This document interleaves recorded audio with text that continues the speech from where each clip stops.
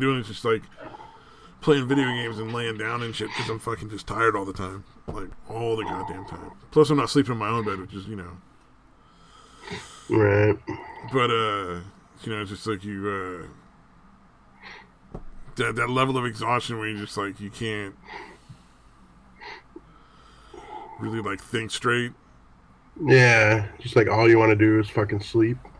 Yay, we're live. Hey, welcome to Untitled Studios Chatterbox. Woo. Hooray! back from hiatus.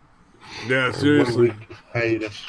And competing with Mad Metal Man, because I'm pretty sure homie is streaming tonight. Yeah, well, no, he was saying something to me about jumping on this one, so. Oh, okay. Well, if he jumps on this one, he's more than welcome. He's always welcome here. Yeah. I got everybody all fucking. I got everybody all riled up, dude. Oh, no. Disappeared. He's not answering my messages. I'm fucking worried. I completely forgot to turn on Discord. I'm so bad. Yeah, no worries. I'm glad you're okay, dude. But I was literally freaking out, dude. I was like fucking, because again, it's not like you to not answer messages. So I'm like, oh fuck, dude, something happened. Something fucking bad happened, you know? Like, yeah, I was literally like, searching your hometown, like the news from your hometown to see. I'm like, oh fuck, somebody got shot. It might have been him, dude. He's not answering, dude. There was like some kind of shootout where like 2 people died. Oh, like, fuck. And then I look at the date and it was like, oh no, I've talked to him since then. That's probably not him. But yeah, I got gaming and Mad Metal all riled up, dude. I feel like a fucking idiot. Oh, hey, gaming, what's up? Yeah. I tell gaming is happy to see me because he's calling me an asshole. Yeah, he's definitely happy. Yeah, well, that's what I figured. I'm like, I assume, well, I guess I assume that you got alerts, like, because I get alerts when I get messages from, like, Discord or whatever. But I forgot you don't have a fucking phone. Oh, yeah, I have a dumb phone. I have a flip phone. Yeah. So, yeah, I'm literally like going through the fucking news from your town to try to figure out if something fucked up happened, dude. Oh shit, yeah, dude. Damn it, I am an asshole. All right, I feel it. Although I'm pretty sure if you go back, you'll find out that I said a couple of times like, "Hey, we're gonna have to skip the next one because I gotta work." Yeah, I don't doubt it. I'm a fucking idiot. Yeah, I probably got into like fucking double time. Nice. The amount of overtime I did altogether. Yeah, dude, the other guy took off. He was off for Thanksgiving, and then he took off a week, including Christmas. Holy shit. Yeah, and he's the other guy that covers my shift, so, like, the only other person to cover, like I had one night off in the middle of, like, 10 days straight. And the only person who was available to cover any of it was my boss, because they had to fire somebody just recently. Oh, so, like, holidays, firing, and then changing the manager. We're pretty fucking short-staffed. Mm-hmm. Well, that turns out to be good for you, I guess. Well, but the other thing is, suddenly things are being done correctly. Since the person got fired? Since the manager and the other person got fired, yeah. So suddenly things are getting a little, like, easier for everybody because the work is being done the correct way. And that actually is, it's not really harder to do the work right. It's harder because then you got to go back and redo the work if you do it wrong. Yeah, Jesus. So it's pretty nice, and the manager actually gets shit done. So that's always nice. That's nice, and he's a weirdly nice guy. Super oddly nice, like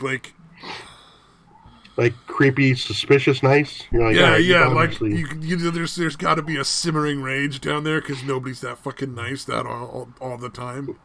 Yeah, you're like, you got fucking bodies buried somewhere. Yeah, exactly. Well, he lives out in the country, so he's got some bodies buried somewhere. He got plenty of fucking room. And he has like a handlebar mustache, so you fucking know it. You know there's bodies somewhere. Man. It's 2019 and motherfuckers sporting a fucking barbershop quartet special. Like the twirly, like, circly thing? The what? God damn. Like the twirly mustache? Like the circly. It's not all the way there, but it's pretty damn close. Like it's on the way. That's fun. He's joking aside. He's actually a really nice guy. So it's kind of nice to not have a dick manager. That was a little bit. Yeah. But that is kind of the way I fucking react to people that are like who seem to be like aggressively nice. I'm like, you fucking done some fucked up shit.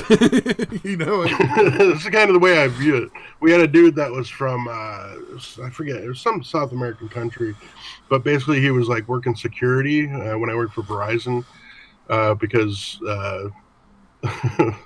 man, apparently when they switched over, because we had there was this big chunk of the market between Phoenix and Tucson, and I think up into like Payson area or whatever, that was this other company that Verizon eventually finally bought, and at one point like they had to change the equipment out because it was different technology. And they sent out shit, way beforehand, letting people know, like, hey, you need to switch over because on this date your phones are not going to work anymore. A shitload of people didn't do that and just ignored it. So they were fucking furious, right? And like at night, there would be people that drove by and like shot up the fucking windows. Because that's the like mature shit like response. That. Yeah. Wow, dude. It's fucking crazy, dude. So they actually hired this dude as security, and he was, again, I forget, I think Colombia maybe, but anyway, some South American country. And dude was like super fucking nice, dude. And I'm like, me and the chick that worked there are like, dude, that guy did some fucked up shit. I just know it. Like he's trying to make up for whatever fucked up shit he did down in Colombia. Oh, absolutely. So everybody out there, don't be too nice because people are going to get suspicious. Be kind of nice and kind of a dick, and you'll be all right. Like fucking when I used to dance, I used to go blues dancing up in San Francisco. There was this that one sounds chick really there. gay, by the way. I just want you to know Blues that. dancing up in San Francisco really does. I'm not at all surprised. Gaming and yelling is suddenly going to appear and be like, stop stealing my bit. I'm the gay one. No. But, you're somehow gayer than the gay guy, dude. Good job. That would be a talent. I'd be very impressed with myself. But there was this chick there that would like go ahead. Make eye contact at a creepy level. As in, like, you just signed up for like a 3 to 4 minute, depending on the length of the song, staring contest that you didn't know you were in. Like, what are you, part fucking goldfish? Fucking blink, bitch. Like, yeah. Well, and then here's the thing: when you're dancing with somebody, you want to make eye contact occasionally. You're holding another human being in your arms. You should probably acknowledge them once in a while. Right. But just staring straight into the person's eyes 100% of the time is fucking weird. Yeah. Was that the same one that would be the super close fucking grinder? No, that wasn't the grinder. No, but it was one of those things. Just fucking bizarre. Like, goddamn, bitch. Like, every single person's shoes out. It's like, you're my soulmate. I'm going to stare into your eyes.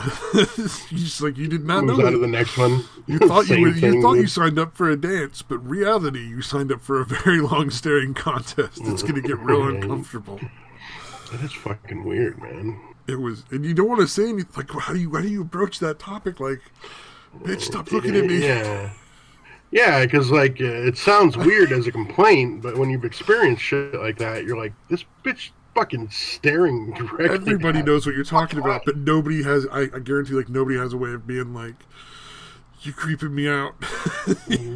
Yeah, it's a tough subject to broach. Oh man. It's like when you accidentally grab a tit. You're like, I'm really sorry, but you turned the wrong fucking way.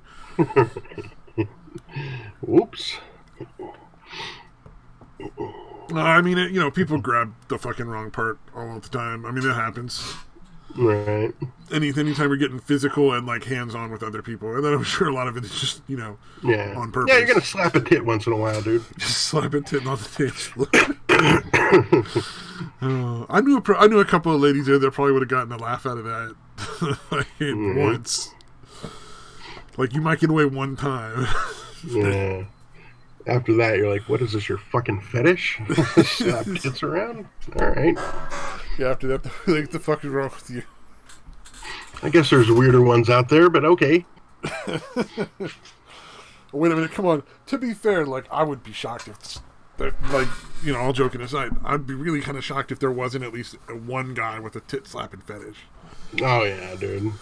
Yeah, if you can imagine it, dude, it's out there. In both directions. Probably a website devoted to it. Yeah, I'm sure. But I'm sure, like, it goes in both directions. People that want to be slapped by the titties, and then there's, like, the opposite camp of the people that want to slap the titties, you know. Right. I bet they find it out online, the two groups. Because, you know, who gets to get titty slapping? You know, .com is their fetish site.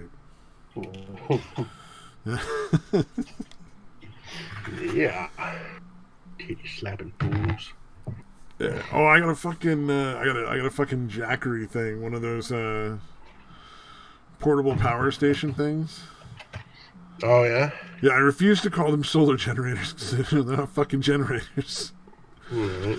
They're just giant batteries that fucking have a you know, inverter on there so that they can put out AC power, like so you can plug shit in. Is that those ones that are kind of like a cylinder shape? The one I've got is the shape of like a car battery with like a handle built on the top of it, but it's just one big case. And it's about the size of like, you know, a small car battery. And it's just, you know, you can charge it up, plug it in the wall. I have the solar panel, but you can also just plug it, you know, plug it into your wall, which is a lot easier, especially in the wintertime. But I don't know. It's supposed to give me. It says like enough to charge a laptop like 7 to 8 times. Wow, that's pretty just good. Like a gauge of, I guess. Like, I'm not sure how that works. Or you could run like a mini fridge for like 7 hours or something on a full charge, I think. Yeah. So it's not bad. That'd be nice for like camping and shit. Exactly, that's my thought, man. I could probably do car camping because I drive a station wagon, so, you know, put the back row seats down and then just fucking crash out. By car camping, do you mean van life? Damn it. Like, no, I totally want a van, but I'm not going to go live in it unless there's no other option, because it sounds awful. Right. Like, the people that do it seem to enjoy it, like, in the videos, and I'm sure, like, maybe 10% of them actually live in vans. Yeah. I don't know, man. I think I'd go full RV if I was going to do any of that kind of shit. If you were going to live in it, yeah, even if it was, like, a Class B RV, which is, like, you know, an oversized van. Yeah, like a small, whatever. Better, yeah, a small one, dude. It's still gonna have, you know, all the amenities you really need. Like the size of the fucking like the size of the Dolphin. Right. You know, like that old Dolphin one that sit on top of a truck, the Toyota trucks. Oh, right. You know, Class B is about that size, and it's usually just one whole van, though. So.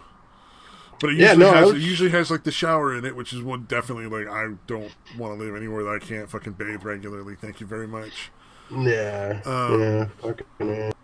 Yeah, fat people don't smell good if you don't bathe regularly. It's not cool. And then like it has usually enough of a shitter that you can actually sit down and take a shit.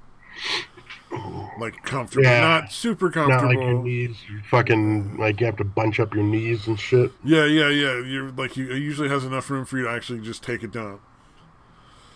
I mean, you're not gonna sit and read there because it's not comfortable like that, like in a house or anything like that. But you know, much better than in a van where you're shitting in a bucket. Right. Jesus. Well, you can buy like the chemical toilets. Like you can buy the little chemical toilets or the little like baggy toilets or whatever. Like there's all these different options, but it's essentially shitting into a bucket. Yeah.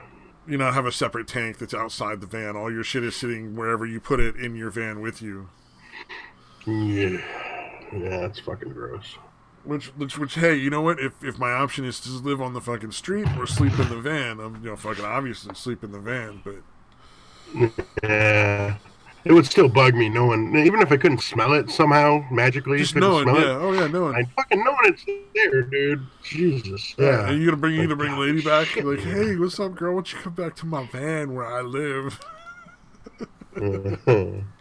Try not to breathe through your nose. Yeah. If you gotta piss, we got in the bathroom. You just lift this little fucking this little bench seat. You literally everything is within arm's reach. Ain't that cool? Because usually it'll be like one of their little seats will like lift up and there'll be like a toilet underneath. in the van, Right. and they're like looking like, oh, we're so cool, and I'm like, that's so fucking gross. See, me, I want the van to make it like a part-time camping thing where just you sleep in it and you can like store your shit in there real easy. You know, but not like I think I'm not trying to put a fucking sink and a fucking bathtub and shit in there. Right. I think Unknown Archive had made a video about he lived in a van for a while. He was telling the story. The story was fucked up, but I still, like, in the comments was like, "You're really not going to mention fucking Chris Farley? No, the van, living in a van down by the river." Yep. He's like, "Oh no, I've made that joke before in other videos." I'm like, "Oh, okay, sorry, I missed that one." I like that guy. He's fucking crazy. Oh yeah, I know an archive is pretty badass. Yeah. But I never know what fucking channel he's on anymore. I can't keep track of it all. Right. I should join his Discord or something, but I don't know, man. Yeah, I think he's still on the regular Unknown Archive. He's had the same channel now for a while. Oh, they haven't deleted him again? No, surprisingly not. Yeah, like you said, he's usually, with doing the dump and all that shit. Yeah. That's why he usually gets deleted, because he's very blatantly like stealing copyrighted material. Yeah. Yeah, he's found, whatever he's doing, he's found a way to not get popped, I guess. Yeah, because he watches a lot of the MXC shit, where they take that weird fucking Japanese show and dub it over. Yeah. I just love that the names they came up with for the two Japanese dudes, Vic Romano and Kenny Blankenship. The fucking names they gave those two guys. That is good. Blankenship. Yeah. And then the fucking different groups, the stupid names they come up with, or the titles the two groups are supposed to be. It's fucking crazy. Yeah, that was a great show. It really was, dude. It's fucking hilarious. Oh, speaking of shows, I've been enjoying that fucking what is it? Now I can't think of the name of it. Rick and Morty? Rick and Morty, yeah. I'm almost to the end of season 2 right now. Yeah. Oh, those are the really good ones. Season 3 is it's still okay, but it's kind of meh compared to the first two. All right. Well, there's more than a couple times where they kind of address SJW stuff and like make fun of it. Right. And I'm curious to see like if that keeps going, or if it like as it gets more and more towards like that year where everything started to get shitty.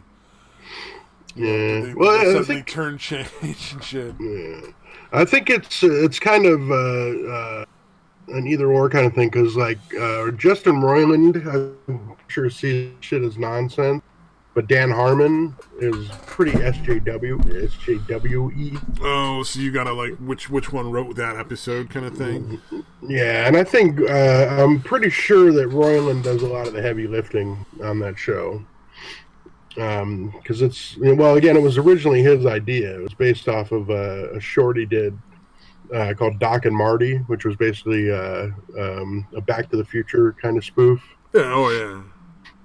Yeah, dude, you watch some of Roiland's shit. It's fucking weird, dude, but I fucking love that shit. I don't think I've seen anything of his. Yeah, have you ever seen the Cosby's thing where a guy clones Cosby's, a bunch of Cosby's? This is obviously way before the whole fucking Cosby rape thing came out. But yeah, it sounds vaguely familiar. I don't I can swear I've seen something like that, but I can't. Yeah, it's bizarre, dude. Is it the Cosby intro where all of the people are Cosby?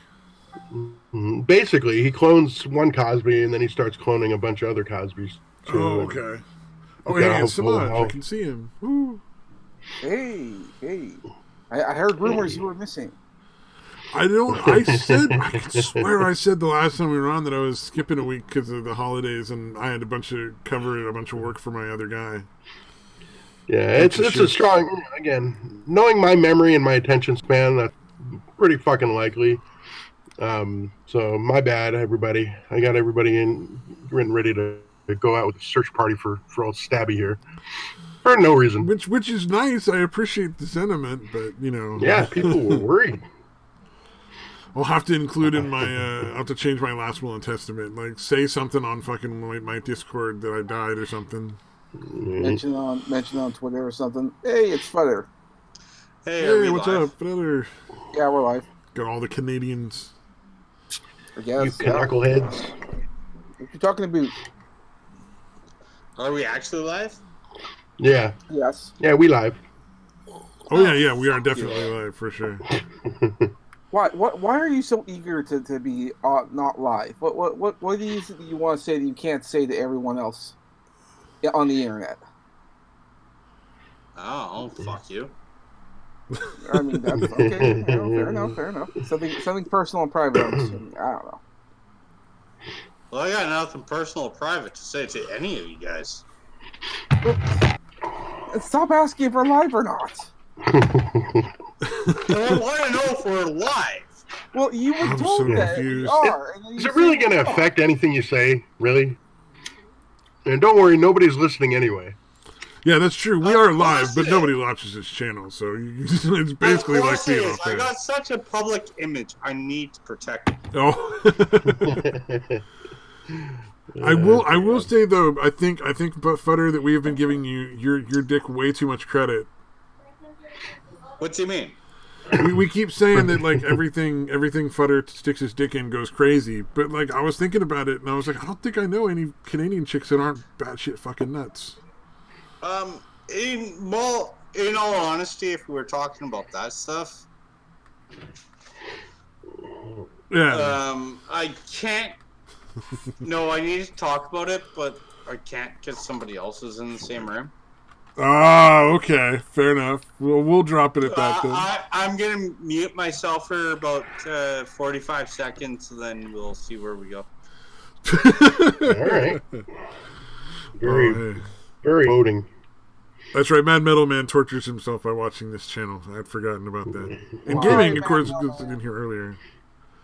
Hey, Mad Mailman, since you're in the chat, I want to ask you a quick question. Seeing how you're so eager to see the end of humanity, do you know any good end of the world stories? Let's pause and wait for the answer. That's an well, interesting no. question, though. See, I'm Like, you working talking on like some- Ragnarok, and like Yeah, that kind of okay, thing, so- like mythology-wise? yeah, mythology-wise, because I've been trying to gather up various different stories to look into and research for a little project that I'm working on, but I'm like, my knowledge on this is very limited. I'm thinking like, okay, how many different stories are there? How interesting are they? Because I know there's Ragnarok, and then we have the Bible, which is what was that called again? I always call it the Rapture, but it's not the It's Rapture. not the Rapture. Armageddon? Armageddon. I think guess you're it's right. Armageddon. Like the Rapture happens before then. All the good people are gone, and all the bad people are left to suffer. I mean, that part I got. That's why I call it the Rapture, because it happens before Armageddon. So, like, okay, what other stories are there? So I'm trying to gather a couple of them. I would like to have I don't know, 8 or 9 if Oh possible. man, yeah, I'm sure you should look up like Babylonian and Egyptian, like their end of the world stuff. Should be interesting. Every time I type in Babylonian, usually what I get is historical, like stuff like not quite how it was made, but how it got downfall, like the fall of Babylon, that kind of stuff, but not really like end of the world stories. Yeah, Lovecraft is a fun one. I'm trying to think of how the Epic man. of Gilgamesh ends, dude. I don't think the Epic of Gilgamesh ends with the end of the world. It's I don't think so either. that one's more or less about like Aztec a Armageddon demigod. stuff would probably be interesting, like Incan and Aztec. Yeah, I guess Aztec would have an end of the world story. Of Oh, some sort, wouldn't absolutely. they? Yeah, and the Mayans. They Yeah. gotta. The Mayans. Oh, so it is called Armageddon in the Bible, or the alternative that they give is the War of the Great Day of God the Almighty. That's a little unwieldy as a title. So Armageddon sounds It's a a lot little wordy. like, more marketable, you know? Yeah. Well, the Armageddon's kind of vague. You know, I wanted something that narrowed it down somewhat, because Armageddon, end of days, end of the world, that kind of stuff, those all sound similar. But the Ragnarok, I mean, you know what that is. That's like a Scandinavian thing. Yeah. Like, just the word alone is like, oh yeah, I know what that's Oh, all about. Apocalypse. That's what we were looking for. That was the other word, Apocalypse, okay. Apocalypse.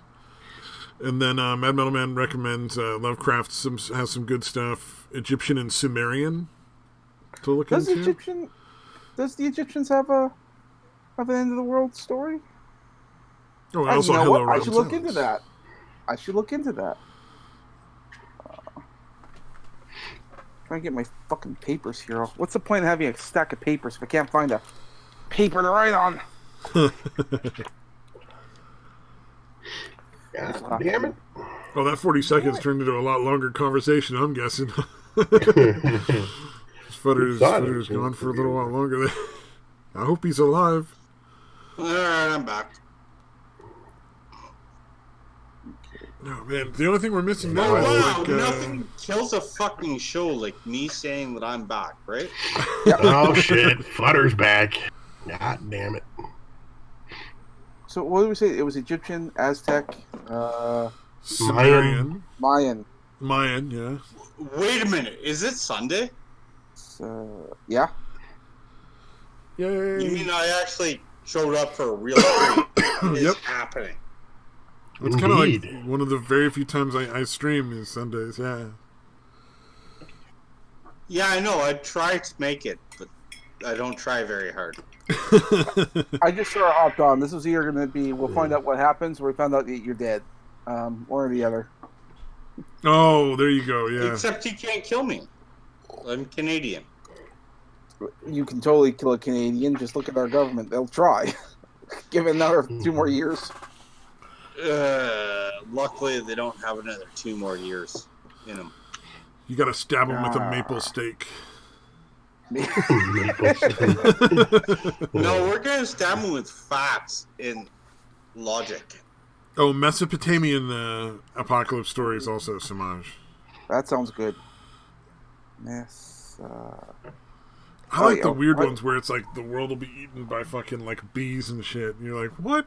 Who fucking came up with this one? Fucking bees? Really? That is fucking weird. I'm just using that as a possibility. I don't know if that's right. Oh, gotcha. The insects will inherit the earth. Well, that would be like the Egyptian story. It's like a swarm of locusts and was it frogs? God, that's weird. Wait, was that? No, that wasn't Egyptian. That's the Bible again. Fuck. Well, it was in Egypt, though. That's why I thought it was Egypt. Yeah. It was, what, Moses, right? Moses in Egypt, I think? Yeah. Why couldn't the Bible take place in North America? Like, Well, that's seriously. good. That's a good question. Maybe Then there should be Jesus some done went down to Virginia and talked to them moneylenders. Maybe there is like an Aboriginal end of the world story. I never really looked into it. Oh, Assyrian, The Akkadian. Hopi Indians probably have it. The Hopis have some weird shit, dude. Oh, yeah. There's got to be some Native American tribe stuff.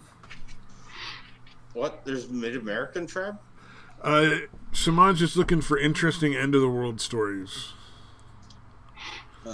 to study. I'm looking for a link. Yeah. But yeah, that'd be an interesting one to look into. The Hopi, spelled Hopi. Hopi tribe has some weird shit. I can't remember if they specifically have any end of the world shit, but I think they're one of the tribes that claim that there was a time when the moon wasn't in the sky. Okay. Here's a question. So I'm white as fuck. My ancestors came over to this land. They settled this land. And they didn't kill every damn Indian they saw. How come we don't get credit for not killing all the Indians? Yeah, they should thank you for not genociding them. It's a good point. Well, no, they weren't really, like, at the time, they weren't real people. Were they 3/5 people, like, after slavery? Oh, Well- no, they're before slavery. I'm The genuinely thing curious how you is- get they weren't real people. At the time. They weren't considered people. They were essentially borderline savages. They just went around in small tribes and they warred with each other back. Oh, and I forth see what and you're stuff. saying. They didn't count because they weren't smart enough yet. No, well, They yeah, weren't exactly. I civilized mean, enough. they didn't have enough, Well, without being racist, yeah, that's exactly what it is. They weren't smart enough to be real people. Well, I mean, they didn't have the wherewithal to work together. But then again, I think in this area they didn't have as much natural disasters to force them to work together. They sort of traveled in small tribes and fought with each But other. before the white people came around, they had no natural disasters anyways. Who gives a fuck? I mean, the only natural disaster was winter. It's not like we just came in and killed them. They No, were killing each other. and it's not necessarily that they killed a bunch of them. I mean, they killed them when they fought them, obviously, because they were strangers and strange and bizarre. But I mean, some of the Aboriginals actually worked with the white guys, just because they saw the benefit of, like, hey, if we work out something, maybe you help us out, we help you out. And you could say there was a genocide or two of certain tribes, but then again, that's partially due to the fact the Aboriginals who had deals with the white guys. My question is when the fuck has a conquering nation ever been made to feel guilty? Like, I think it that's is sort of kind a modern Canadian thing, yeah. I mean, because really, like, we won, they lost. Tough titty. Well, it does That's happen. kind of where I'm getting at. It does happen from time to time when you have a civilization that's actually become fairly. Did England ever apologize to Scotland and offer reparations? No, because that would mean actually giving them resources and money. You'll have individual English. What about England and Scotland as a joint force? Did they ever offer the Irish reparations? Probably No, not. they just like feel guilty, and So that's pretty why much the it. fuck do my kids have to tell them? Like, my kids come in and they say they're on treaty number whatever land, but they're not. This is land that my fucking ancestors fucking took over fair and square. My ancestors kicked the shit out of your ancestors. Just be thankful you're still alive. Your problem that you're describing has very little to do with the Aboriginal claims. What's going on here is that you have a series of people who become pretty apathetic and are looking for something to rally against just to make themselves look good. True. And they're bringing up old stuff that doesn't matter because it was settled long time ago. Well, none of the people I who are kind of involved got are a still double alive. trifecta. I get like a trifecta of this thing. Is one, on my dad's side of the family, apparently we own slaves in fucking Texas area. Granted, we set them free. So that's why you and Satan and satire don't get along. Slavery. No, half of Satan that's is probably satire. over his Agree family. with that. Maybe that's why he doesn't like you, because your ancestors are the slavers. Oh God, Yeah, whatever. He's fucking Mexican. What part? Go back here. But here's the other thing on the Canadian side of thing is, okay, yeah, my grandparents might have been part of the residential school shit. That was actually a really good concept. Well, educate the savages? Yeah, it might have not played out that way, but it was a really good concept. Well, to educate the savages, yeah, I mean, I think their way of doing things was wrong. But, like, you know what? The I'm idea not on is good. treaty whatever land. The execution. I'm on Canadian land. The treaty is that Indian reserve south of me that can go fuck themselves. Oh, Indian reservations are one of my pet peeves. I just hate them. Oh, no. I think Indian reservations are great. And I also think that Indian reservations should be allowed to buy every other land and create it under Indian law. And that way, that's equal commerce. I don't know if I would agree with that, just because I think that the law of the land, even though set up by the governments and what, is relatively fair enough.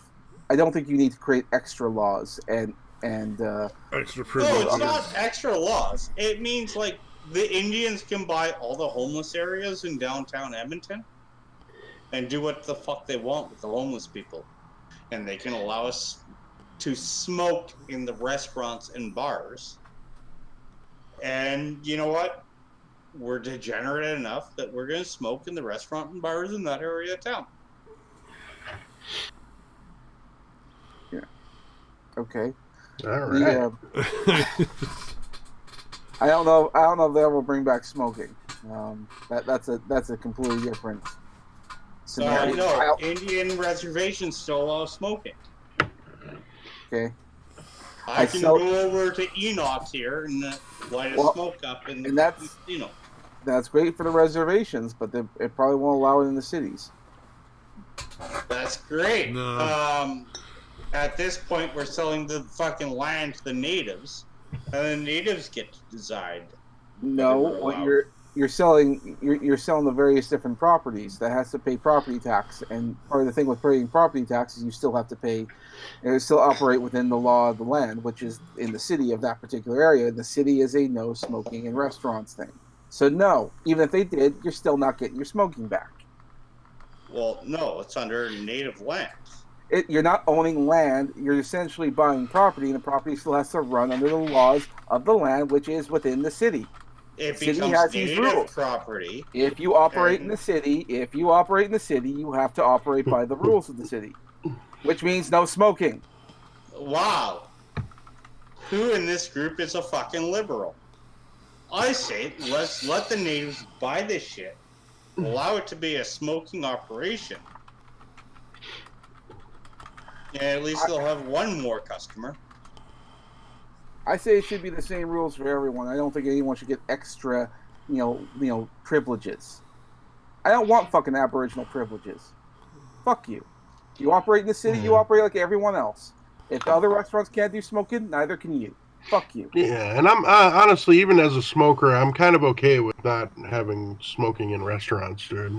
Bars is where I would say it's pretty ridiculous. You should be able to smoke in a fucking bar. Yeah, right now we're not allowed to smoke in any public place.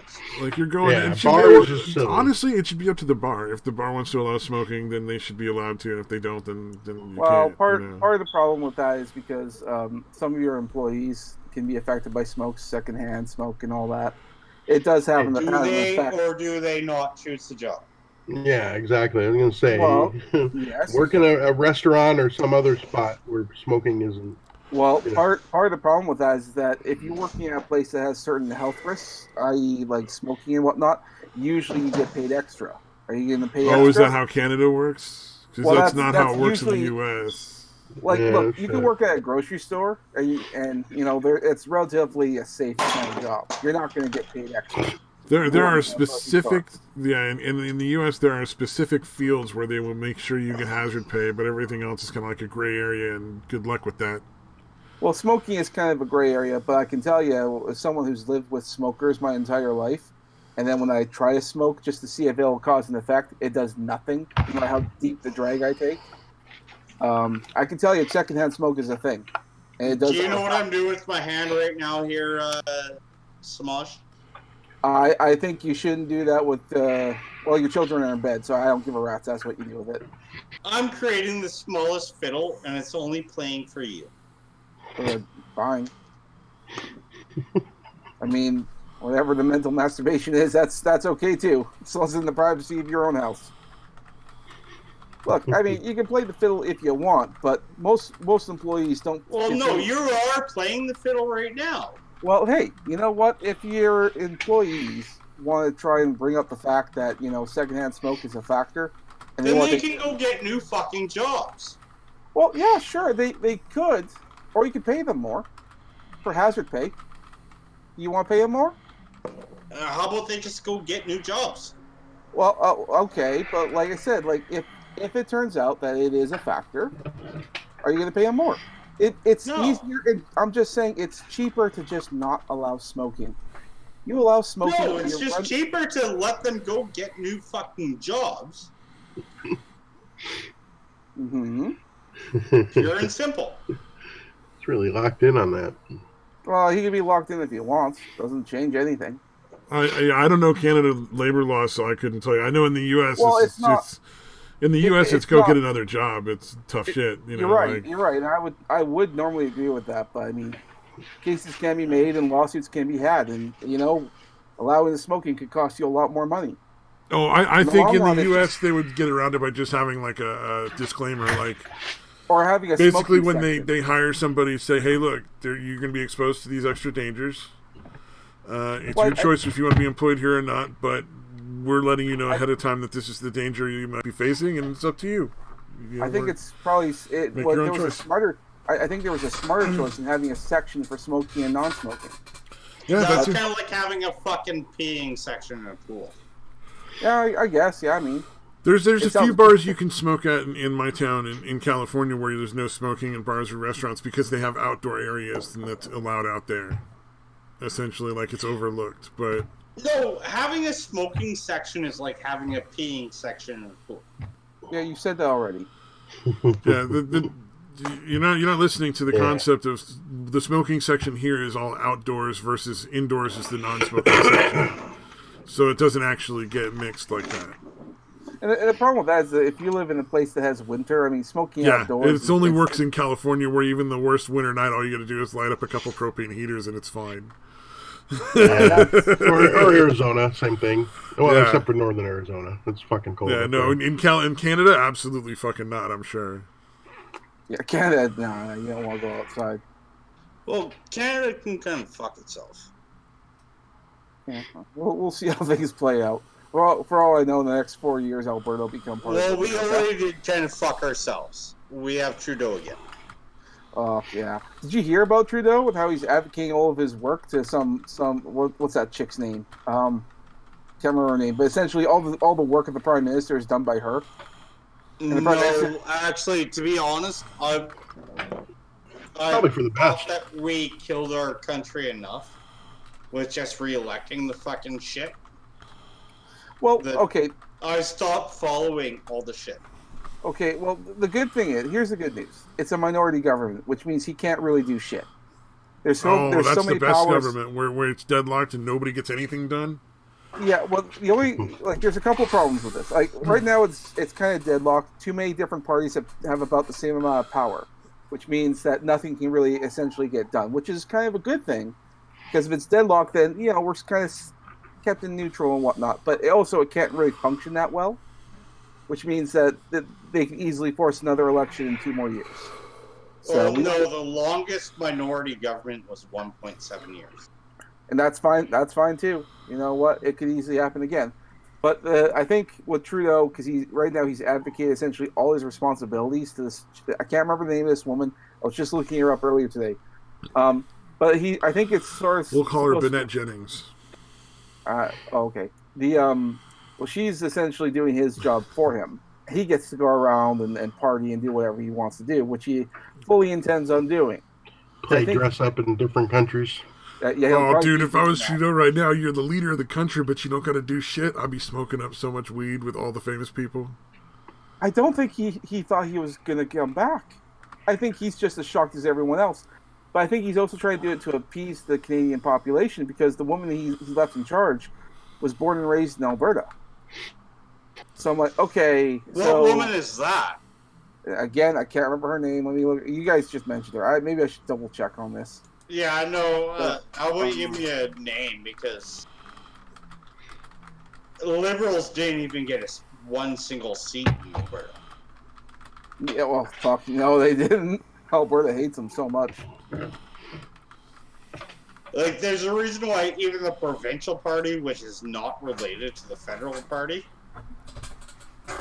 was like, yeah, we're gonna save our money and not even run. Yeah. I don't know. I like I said, I'm pretty sure we're gonna get another election, and Trudeau and the Liberals will be gone. Oh, we're Well, going. actually, Yeah, my I thing was- is who's gonna end up taking over the conservative leadership? Johnny Appleseed. Yeah, Johnny I can only Appleseed. see There you two go. people. I can only see two people that are worthy of the conservative leadership, and one is that checked out of Calgary. I forget her name. And Pierre, whatever the fuck his name is. Like, Pierre is from, like, Ontario or Quebec or something. The name like Pierre, it's probably Quebec, I would guess. Isn't that the main French-Canadian area, Quebec? Yeah, or am I but mistaken? those two are the only ones that I can actually see running the Conservative Party to a victory.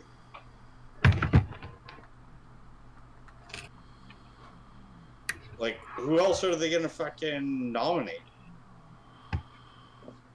Frankly, I'm not exactly happy with the Conservative Party. I would much rather. I would have preferred it if Maxime Bernier won. I wish Maxime Bernier would have fucking been a little bit smarter at this. Like, the thing is Maxime Bernier, I hated him with a fucking passion, but he had the fucking opportunity. It's a dude named Maxime. Yeah. Maxime's a dude, but he's also the only Frenchman I ever would have voted for. So. Yeah, and he's the only one that could have like bridged the divide between Alberta and Quebec. Here's the thing about Maxime Bernier, to put it to you in perspective. Think Donald Trump, except a nice guy, polite guy, works on his manners and everything. Donald Trump is a polite guy. If you're not an asshole. Have you ever met Maxime Bernier? He's not polite. Well, he's a little more out there. Look, like Donald Trump, he'll say some very interesting things, colorful things. He says some mean shit to people who say mean shit to him first. Like, he fires back, but he don't usually start that shit. Yeah. What I'm saying is, like, if you listen to Maxime Bernier, I mean, the things he says is very similar to Donald Trump. He's very much Donald Trump. He's just a really calm. Yeah, he's just a really calm, nice kind of guy. And most people like him, but the media smeared him as a racist. And also what happened during the election, I think we only had one English-speaking debate. Everything else was in French, which is, like, bizarre because the majority of the country speaks English, and it's only Quebec that speaks French. That's why the majority of debates always happen in English. This is... But no, 25% of all a Canadian vote has to happen in Quebec after the referendum. Like, that's another thing, too, is that's actually in our law. 25% of all of Canada's votes have to happen in Quebec. Oh, Mad Metal Man would like to remind you that Quebec equals fakey French. Actually, have you heard people who actually speak French? They what they had to say about Quebec? No, actually, that just sounds interesting, though. They say that Quebec French sounds retarded. Oh, yeah, well, I'm sure Spain and Mexico would say the same things about each other's language, too, though. Probably. I mean, there was people immigrating over from Africa, and they thought they would go to France, but then that wasn't an option because their immigration at the time tightened up. So they thought, okay, well, we're learning French, where can we go? And they thought, we'll go to Quebec. And then they're learning the Quebec French. It's like, they sound less intelligent. It's like the Newfoundlandese of Quebec. It's all that maple syrup. All them fakey French Quebecians are hopped up on the maple syrup, man. They're dipping into the strategic maple syrup reserve you guys have there. Strategic. You know what really pisses me off? They actually have phone at somebody else's house. Don't you guys actually have a maple syrup reserve? Fuck you. No, you do though, right? I'm not making a joke. I heard that somewhere. For the first time I've ever heard about it. From Ren and Igor's stream like 5 years ago. So it's not true? It is true. We do have a maple syrup reserve, and that's Do they refer to it as a strategic reserve? Christine Freeland. That's the person who's running our country now. That's who it is. Christine Freeland. She's a crybaby. Well, of course she's a crybaby. She works for the Liberals. No, but she's actually a crybaby and cried in front of, like, other people. So does Trudeau. And? What's your point? fucking which yeah, I don't know if you Americans have heard of us, but yeah, Trudeau cries a lot. Oh, is that all you got to do to be in charge of Canada? I could Just fucking whine squirt and a few cry, dude. They'll tears. fucking put you in charge. I don't know. I'll just ugh. Canadian I politics. really need to figure out how the fuck I'm gonna move south of the border. Get You're moved going down to to become America. American? You know what, Yeah. Futter? You absolutely belong in Texas, man. Well, maybe that's Yeah, it. we can room with Satan, dude.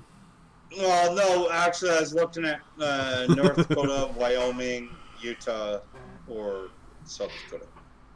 Oh, we could. I was gonna say we could try to hook Opal up with Futter. I think she's in Texas. I don't. I don't think she wants anything to do with fire. No. I think Opal hates me. Although, if you can piss off her family, she might like you. Except I'm respectable. Mad Madeline says, I can make people cry. Can I lead Canada to a great new future? And like the sad news is like here in Alberta, a lot of our money was gained from doing the oil stuff, and America was our biggest customer. And then Trudeau comes in and he stops the whole flow of oil, saying it's bad for the environment. That And, was actually Obama, not Trudeau. well, yeah, one or the other. And then as a result, like America developed their oil reserves and all that. Fuck. Even if we did fix the government situation, our oil won't be worth as much as it used to be because our biggest customer, America, ain't so interested because they got all the oil they could want. Yeah. Except you are actually forgetting the entire dynamics of that. The dynamics of it was when Obama was on his way out and signed the treaty that said, hey, Americans can now export American oil, was at the same time that Canada was supposed to go coast to coast with their oil. As much as I hate Obama, that was the best thing he ever did for the country. And then America got Trudeau, America got Trump. We got Trudeau. Trudeau ended up doing the fucking stoppage on both pipelines. So that's the reason why, like, Canadian oil 6 years ago was actually trading almost as much as American oil. Is because at that time, America was our exporter. We're using them as proxy. Oh, yeah, that makes sense. Obama came in and said, oh, we don't need to be your proxy anymore. You got two pipelines that are going coast to coast. Because at that time, it was Energy East and Trans Mountain, which are both privately funded fucking pipelines. But now we have Trudeau that said, hey, we're not going to create any pipelines and we're going to be happy with America paying us 20 cents on the dollar. Fuck you. This was actually put out by Obama. As much as I hate Trudeau, this was an Obama problem, not a liberal, not an NDP problem. It was an Obama problem. He fucked over Canada like he did the United States with Obamacare. All right, here you go. Wait, did we start with oil and end with Obamacare? Yes, we did. Okay, because I don't understand how the fuck that's connected at all. Because it started like Obama fucked our oil prices up, Obamacare. I was like, fucking what? Like, I know I'm high, but I'm not that fucking high. You getting high for fun or medicinal purposes? Well, I it helps can with the fucking explain back it pain again for there, sure. fucking Skittles. Huh? No, we're good, man. We're good. Oh, it's too bad you're not going to Texas, Futter, because Mad Metal Man to bring the firearms and the rum, dude. If I didn't have children, I would be in Texas or North Dakota. Fuck you both. Oh yeah. Canada would be much better if they got a competent leader. They'd be doing a lot better. Yes. Oh, what? Are you calling down our leader? Are you calling Mr. Justin Trudeau down? I mean, he tried to steal the whole TR thing from Trump, man. What? What's that? They both start with TR. He's just copying. Their names? Yeah. Yeah. Since birth, he's been copying them. Yeah, he's just a copycat. He stole the whole start your name with a TR thing like Trump did. Actually, TRU. Yeah. Yeah, oh yeah.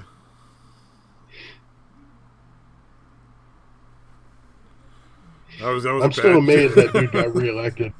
I still cannot believe he fucking got reelected. Trudeau? He was a failure. He was actually a failure in the election. He lost the popular vote. And granted, I'd fucking actually see the same thing as like Hillary losing the popular vote and the pissed offness. But what I don't get is we have a parliamentary system, and how the fuck does Bloc Québécois, that only represents one province, and got half the fucking votes, outdo the NDP? Damn. And from Alberta, I can actually say, hey, I don't want NDP in power. But you know what? A lot more people in Canada want an NDP than Bloc Québécois. What the fuck is wrong with our fucking system? Everything. Like, ignore the whole conservative liberal argument. Why the fuck is the Bloc got more power in Alberta than the NDP does? Like, that's pretty wacky. A little bit fucked up. Oh, it's wacky, all right. Canada.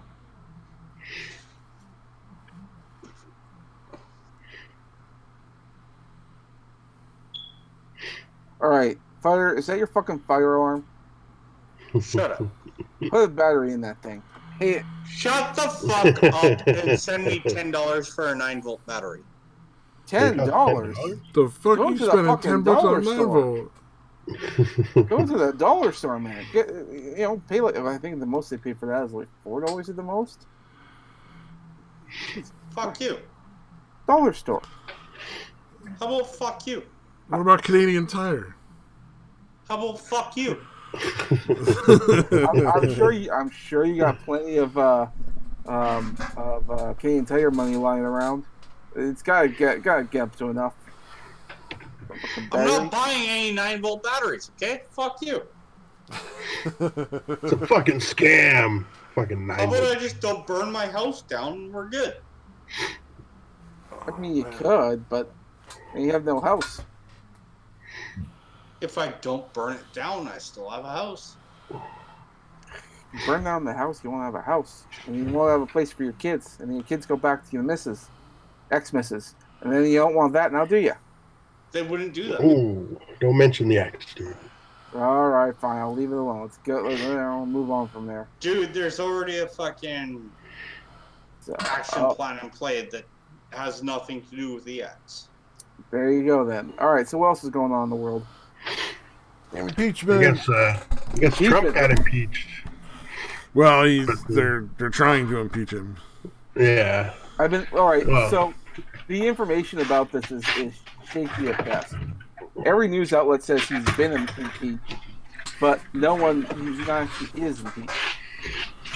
Yeah. I'm amazed at how many people think that like he was going out of office as soon as the House voted to impeach him. Like people that don't understand how this shit works. Yeah. Yeah, so Like, essentially the hey! House votes to start the impeachment process. They do their investigation, deem it merits an actual trial in the Senate, and it's obviously the whole thing is just along party lines and it's political. They literally have no evidence whatsoever, and the only victim they claim is the one who's also saying, "No, that's not what happened." Right. Like, Yeah, so, the dude from Ukraine. yeah, he's multiple times has come out on Trump's side saying, "No, that's not what happened. I don't understand what you guys are talking about. Like, you fucking out of your minds." But and then the Senate basically has the trial, and then essentially acts as the jury for the trial, as well as like the judge and the questioners and the lawyers. It's real fucking weird, but it's going to be super dry. There's not the Senate's aspect is much more driven by like really specific things with the law and what is evidence, what is facts, what actually can they prove. You don't get to go on like those weird exploratory political based question things where everybody does the obnoxious like try to like be super biased with it. Yeah, make it sound like they're all this silly shit. It's gonna be much more like an actual like court trial, like very dry. And it may take a while, like long time depending on McConnell. Does McConnell want to rake him back and forth over the coals? Because procedurally, he's definitely smart enough to drag it out for as long as he wants. And if he does that, he's got two of the main candidates for the Democrats locked into dealing with the impeachment stuff: Sanders and Biden. So it just depends. We'll see what happens. But the odds of Trump actually being impeached and removed from office is completely. Yeah, zero. It's fucking very, very low. I'm thinking like Mitt Romney might vote for it as far as Republicans go, and that's pretty much it. Yeah. And I don't even know if he would. Well, there was like one person who was a Republican, it's like some chick, like Murkowski or something, who was talking about crossing the fucking political line, saying that she agreed with Trump being impeached or something like that. Wasn't there like some Democrats? There were some that voted against it. Yeah. Well, no, I mean, wasn't there some that jumped ship and became Republicans? Yeah, there was like one or two. I think I know there was at least one Democrat that went Republican. Decided he was a Republican now, and that's because he's in a red state. Like there was just no chance that he was going to be elected again as a Democrat after the impeachment. So he'd vote against it. It's still not going to help. He had to be a Republican to be able to keep his office. Because realistically, like 90% of the people in the the American government don't give a shit. Like they're not trying to help anybody. I don't think they give a shit about anything other than just lining their pockets, Republican or Democrat. Yeah. I mean the amount of people that are against impeachment is significantly over 50%, dude. Oh yeah, of the fucking country. It's higher than Trump's approval rating by several points. I know that. Yeah. Like, you know what I mean? It's not like... well, it's such an obvious Mueller part, too. Well, we couldn't get him with Russia. Maybe we can get him with Ukraine. Yeah. And it's just wasting everybody's time, and nobody's fucking thinks it makes any sense. And considering what Biden is on record saying, what he did in relation to Ukraine, it's really fucking crazy that they're actually trying to do that shit. Because he literally said, I told them I was withholding funds. They called that lawyer off and fired him that was investigating my son. Like, he's fucking proud of it, dude. It's pretty fucking sickening, dude. Yeah. Oh, yeah, Mad Metalman says, impeachment is just a reaction to the investigations by Barr and the others. This is the damn circle in their waves because dirt is being kicked up all around them. Oh, yeah, absolutely. And if that's the part that makes it so disgusting is because if this is how the game is going to get played, then every president is going to get impeached by an opposing party if they have enough people in the House. Yeah. It's just going to it's just going to trigger it to start happening over and over and over again, which is sad. Yeah, it's a bad precedent to set, man. Yeah, because they're clearly doing it for political reasons, and up till now, it really wasn't ever used that way. No, actually, I'd say no. Bill Clinton was used political reasons. There was some political bullshit there. Yeah. They were trying to get him on perjury, but it was a little more serious, and there was some evidence of perjury, but it was perjury over like shit that really didn't matter. Yeah, whether or not he got his cock sucked, dude. Yeah, that was the problem. So like they had a legit point of like, hey, well at least it's a felony. But it wasn't like the kind of felony that anybody didn't give a shit about, because they're like, you can't take the president out of office because he got a blowy. Yeah, because he wanted to fucking lie about it. You know, didn't want to get in trouble with the wife or whatever, you know? Yeah. Oh, yeah. Like Mad Mouse is like a witch hunt, but if you look at history, it shows no actual witches were burned. True. I don't know, man. I'm fucking so done with politics right now. It's ridiculous.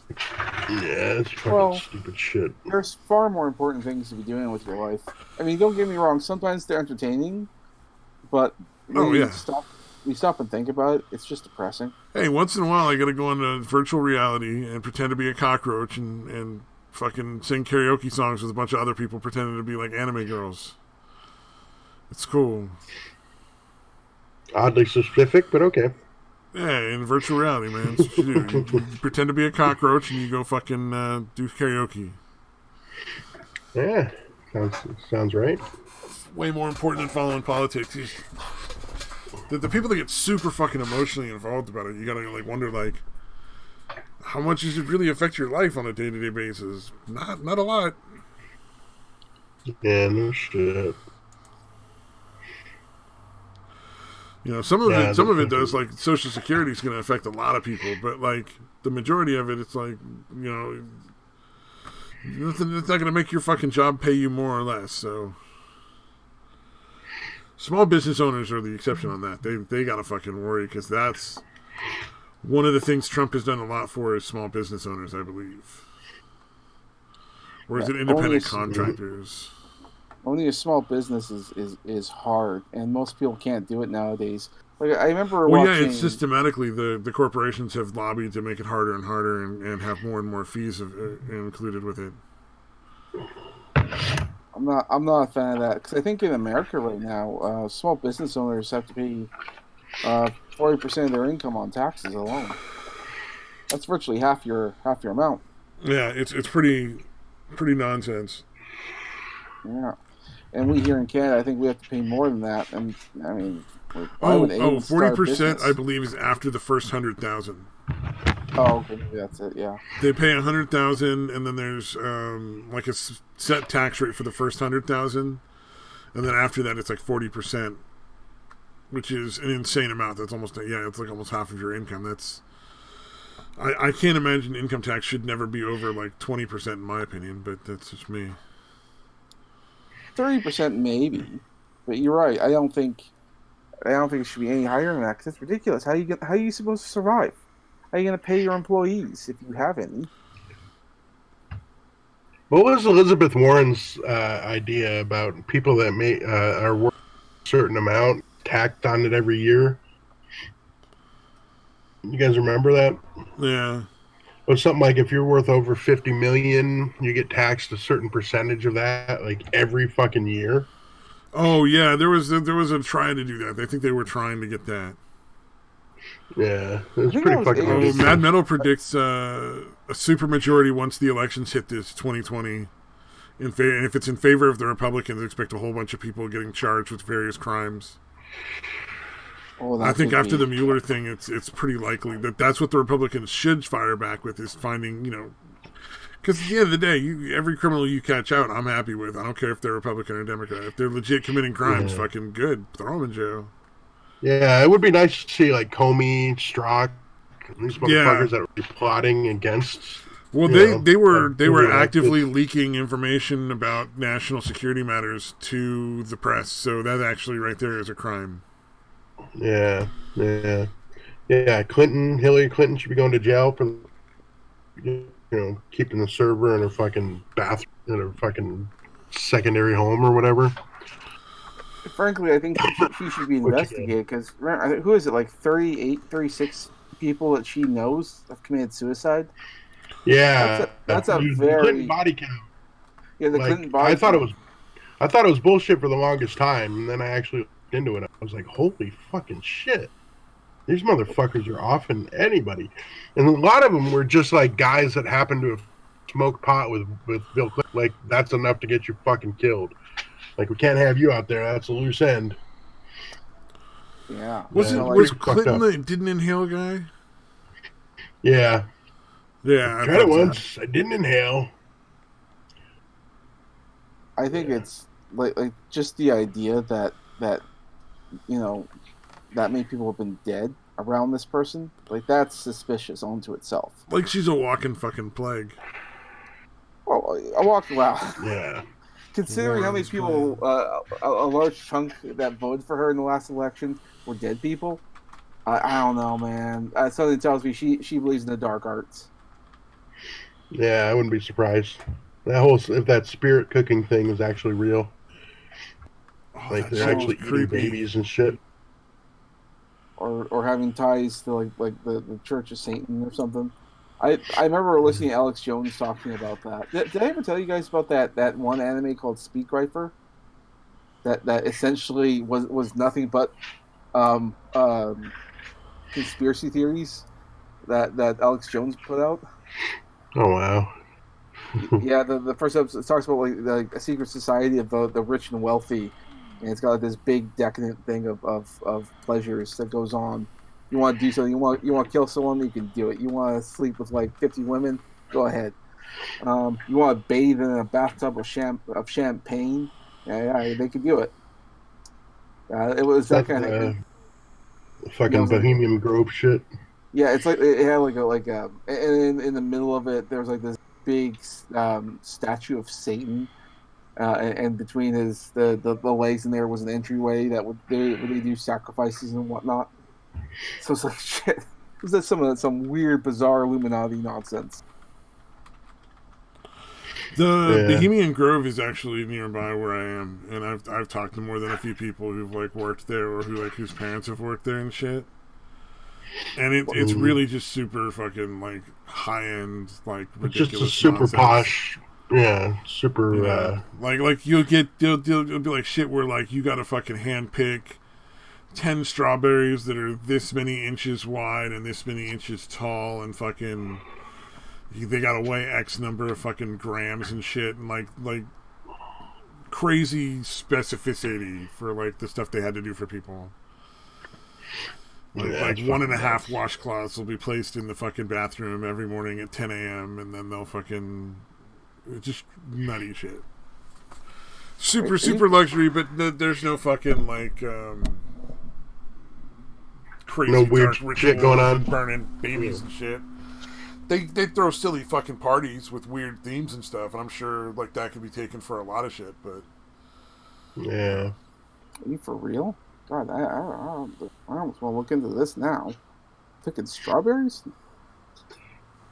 Picking strawberries, like, well, you know, like you know, for breakfast every morning, let's say fucking it's Christina Perry, because that's the first name of anybody famous that I thought of.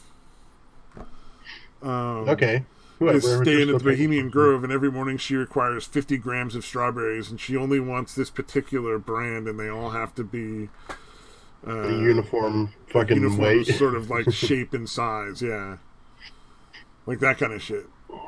So they got, you know, like, all right, we're gonna go buy like 50 pounds of strawberries and pick out the fucking and they essentially have to have like anything you can imagine. They essentially have to have on. Exactly, because they'll do it. It's exactly what the person wants. No matter what it is, they will figure out a way to make that happen for that person because it's that high end. And there's a lot of like really fucking important people that go there, like ex-presidents and shit like that, politicians. Dang. You want a foie gras duck? But consider, well, and also though, consider like if you want to go to the Bohemian Grove, you're like maybe half an hour, 20 minutes outside of wine country in California. Like all the really major wineries, you can go out and tour them within a couple hours drive. You can tour all the major wineries in this area that are super like famous all across the world. So, you know, that's probably a big part of it. Yeah, Napa Valley and Sonoma Valley.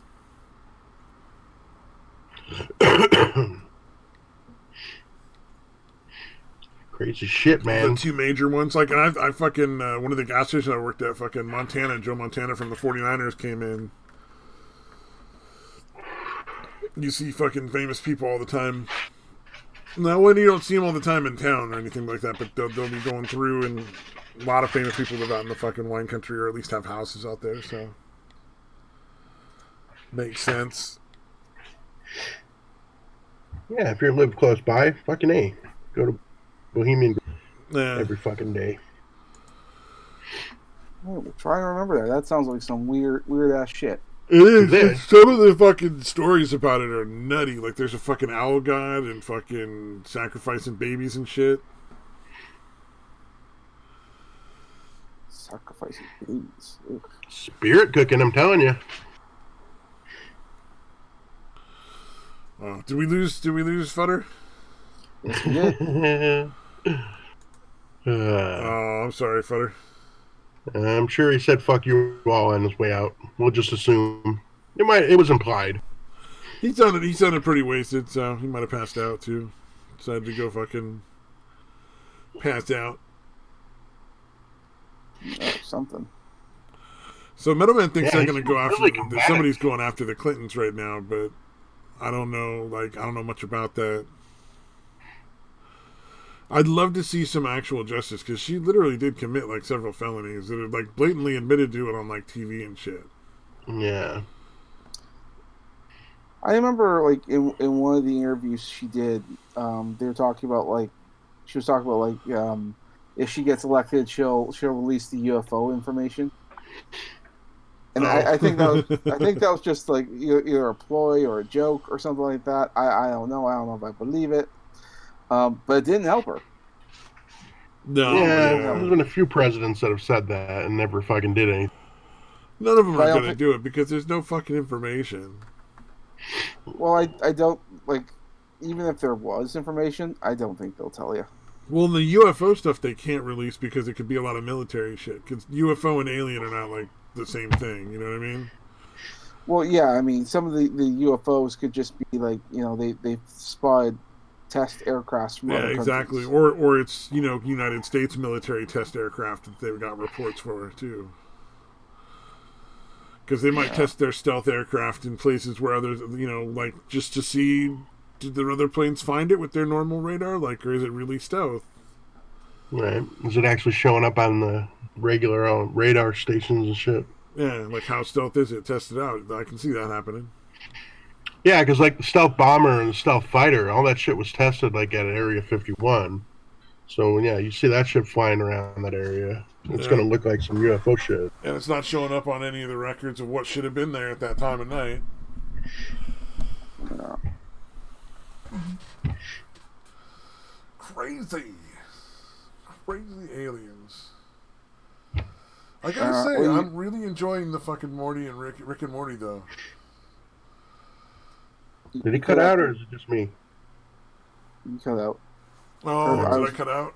You said you're he really said- enjoying, and then it cut out. That Rick and Morty shit though, the sci-fi stuff is real solid. Like the Dude, I've been trying to get you to watch that show for like 3 years now, dude, or however long. Eventually I see the light. Yeah, like I said, season 3 is not the greatest, but the first couple are pretty good. Season 4 is, it's all right so far. There's only been like 4 or 5 episodes. They're pretty good. The other thing I You saw the enjoyed so music far was episode? that Harley Quinn show, but I think I'm probably in the minority there. You probably are. Wait, the Harley Quinn show? That nonsensical garbage? All right. I enjoyed it. I wasn't looking for it to be anything more than silly. Well, It silly. delivered. Look, it's silly, but to me it's cringy because these characters are in their like mid to late 30s. Some are early 30s, and they're acting like teenagers. Oh, I thought it looked like they were early 20s, like they were portraying them as young. No, it's cartoons. This is in their later years. Oh, okay. That's why it's so cringy. That's why it's like It's still entertaining to me. I don't know, man. I get a kick out of it. like when you think of Harley, she already got her doctorate and all that kind of stuff. Like before she met the Joker. So she Well, was then already she went and had a psychotic break. So I mean, to be well, fair, late 20s or something like that. Like, look, I liked her better when she was a little bit more closer to like a femme fatale kind of a character, like trying to be somewhat funny. But this is like just cringe. It's just cringe. And then Poison Ivy. What the fuck is going on with Poison Ivy? oh, Poison Ivy wants to fuck Harley Quinn so bad. Well, and that's kind of the It's a point. running Like joke. what we're looking at here in this Harley is the new 52 Harley Quinn. The new 52 Harley Quinn was the whole like I don't need Joker and I don't love him no more, and then suck, and then she eventually gets like a team of Harleys and they start a roller derby, something wrong. It gets weird. It gets fucking weird. I stopped reading it after that.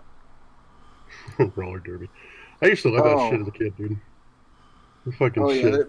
the SJWs are big into roller derby. They think it's awesome, and it's okay. I don't know. Yeah, I remember when we lived in New York, we would go on vacation to Carolina, and it would always be on the TV. I never saw it when I lived in New York on TV. It was on TV all the time in North Carolina for some reason. I fucking loved watching that shit. Just wait till the article about why can't roller derby commercials pay as much as fucking Super Bowl commercials. Right? That'll be the next article that comes out. Roller derby undervalued because it's women. How come the men's roller get paid more than the women? There you go. Fucking patriarchy. It's always a patriarchy. Like, spoiler alert, it's the dark bad man in the corner is always the big bad white man. The patriarchy. Orange man bad. Orange man bad. Yeah, that is definitely what's going to kill the Democrats thing. Their platform is essentially orange man bad. Like, they don't really have anything except for like a couple of commies, which are just like super minorities, even in their own party. If they just kept to the issues, they can win some people back, but they're not going to do that. They've already wasted so much time talking about nonsensical Donald Trump related stuff. It's like it's really hard to see you guys getting back into power. Like Donald Trump's going to win. He's going to floor him. Oh, absolutely. Well, and then if even his fucking running mate could fucking win the next round after that. Yeah. Unless Donald Trump does a terrible job, which, so far he's done a great one, so. Well, from what I've heard, because what's his name, Bloomberg is going to be running. I don't know anything about the guy except he's really rich and he owns a magazine? Bloomberg's not going to get the nomination. I think he's got a television network, doesn't he? Isn't there Bloomberg TV or something like that? Oh, I don't know. I know he's not going to get the nomination. It's probably going to be Biden. Yeah, from what I hear, the people in New York can't stand the guy. And he's fucking, he's like is he the governor or is he the mayor of New York City? He's either the governor of New York or the mayor of New York City, I think. Yeah. I'm surprised Booty Judge is still in it, dude. Like, dude, you're just running a fucking town. A fucking South Bend, which is not that big of a fucking city, dude. And he's somehow a major candidate. Although he's polling pretty low, too, right? Yeah. Oh, yeah. Yeah. No, it's mainly just like Warren and Biden are the two main contenders. And Warren is kind of like topped out and is dropping. She's gonna drop out, I think. Yeah. I think everybody realizes how phony that. Well, and then like, if I'm not mistaken, was it Warren? I think it was Warren or it was Pelosi, who was a Republican not that long ago. Yeah, I'm not sure. Let's see. Yeah, Warren's got way too much shit. Her claiming to be a person of color to get out fucking faculty at Harvard. Like it's, because they're claiming to be fucking American Indian or Cherokee.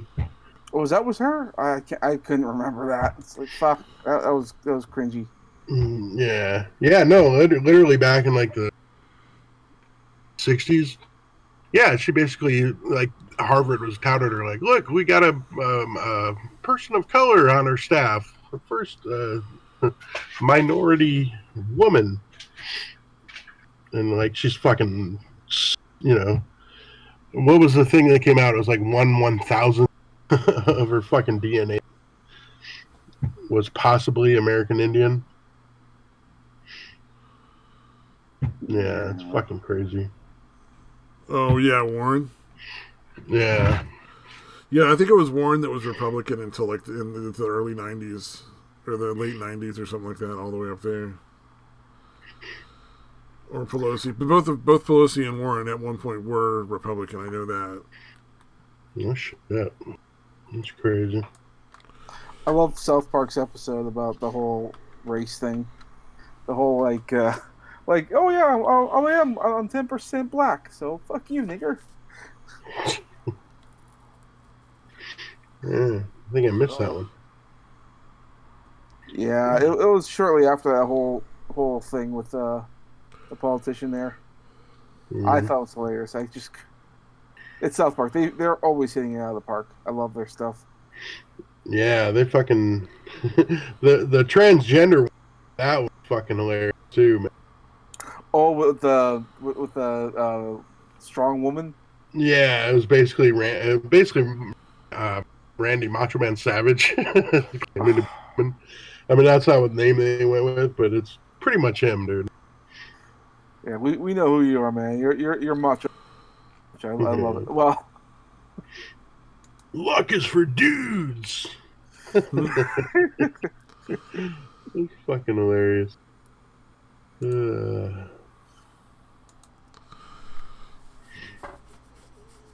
brilliant guys.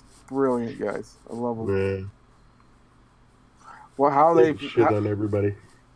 how they've never won any like big major award, I'll never understand. A lot of the really talented people don't win awards though, because they're not fucking even looked at. I mean, all these awards now are so political. Yeah, that's probably the thing. Is South Park shits on literally everybody. Like they're pretty, egalitarian that way. You know. Yeah, fair enough. Yeah. Well, and then also consider that, for the longest time, like, comedy really wasn't even recognized as anything worthy of an award. Yeah, it wasn't really considered an art form or yeah. Just fucking ridiculous. I wonder if they do, like, comedian awards. Like, fucking, that'd be interesting. I don't think you can get away with that fake-ass award nonsense for just, like, the comedian awards. Right. For stand-up comedy and shit. I think the closest we got are the raspberries. Well, those are the raspberries I thought was just for bad movies. It is, but I think they should probably expand that because that's really grown in popularity. The Razzie. I think win yourself a Razzie. Until Comedy Central basically commercialized it, probably the closest thing to an award was a roast for comedy. Right. Like you really didn't get roasted unless like legitimately they had respect for you. Yeah. And then fucking Comedy Central bought the whole thing and turned it into a fucking show. So ruined it. Because Justin Bieber got fucking roasted. I mean, come on. Yeah, that one was pretty vicious. And let's be fair, Justin Bieber is super famous, and if he wasn't an asshole, I'm sure that it would have been legitimate like roasting. But he's like somebody that I don't think a lot of people in Hollywood even like. I don't know. I'm starting to think that Justin Bieber's a troll. I don't know, dude. I've heard some fucked up shit.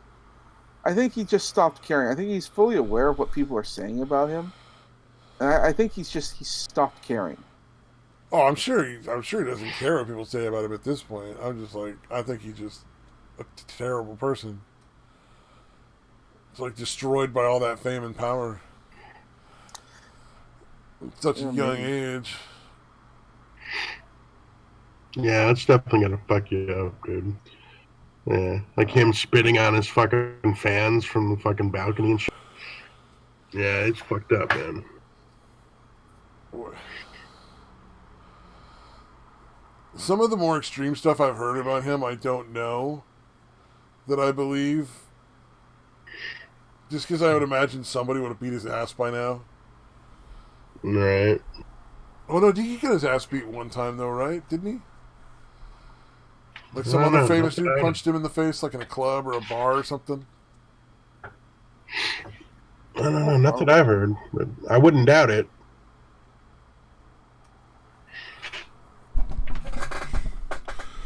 All right, we're gonna have Sometimes to look people that one up. Some people some people Just get way to too be into. punched. Some people just get way too into it.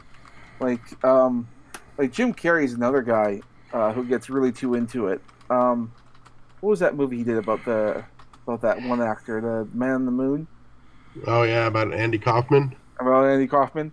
Yeah, And, dude, we've talked about it, man. That fucking thing. Watching that documentary is fucking disturbing. I still have not finished that documentary. Well, I saw the part where he actually punched that wrestler guy because he wanted to get like actually body slammed or whatever it was, or not body slammed, like picked up and thrown to the ground Pile on the driver. ring. Yeah, pile driver. Holy And he's like, well, no, Celebro, if you need y'all. So training and all apparently this, like, you Orlando- could legitimately get hurt if we don't do this correctly. He's like, oh, no, I'll be fine, just do that. And the guy wouldn't do it, so he kept egging him on. And I think what did he do? I can't remember if he spat in his face or if he actually punched him. Mm. Can't remember if it was one or the other, but I know that as soon as he did it, he fucking ran out of the theater. Or no, out of the whole thing. Or Yeah. All I know is, dude, it's so fucking creepy to hear Jim Carrey talking in character, Tony Orlando talking about Jim Carrey. It's some of the creepiest shit, dude. Oh God. Jim just wants to be loved, I think. Like, Jesus Christ, dude. Fucking freaking me out. Like, seriously, that fucking disturbed me so much that I still have yet to finish that documentary. It only gets weirder towards the end, man.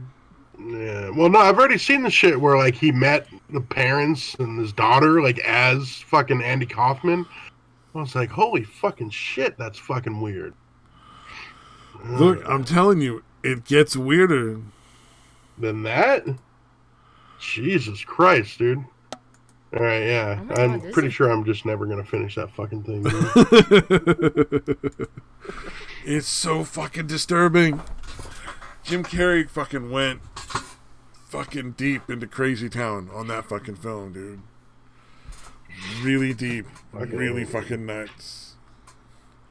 I think he wanted, like, he was really pushing it so he can get like an award or something. Man, Should never go full retard. Yeah, exactly. Tropic Thunder was right. You don't go Unless full you're retard. sitting in satire.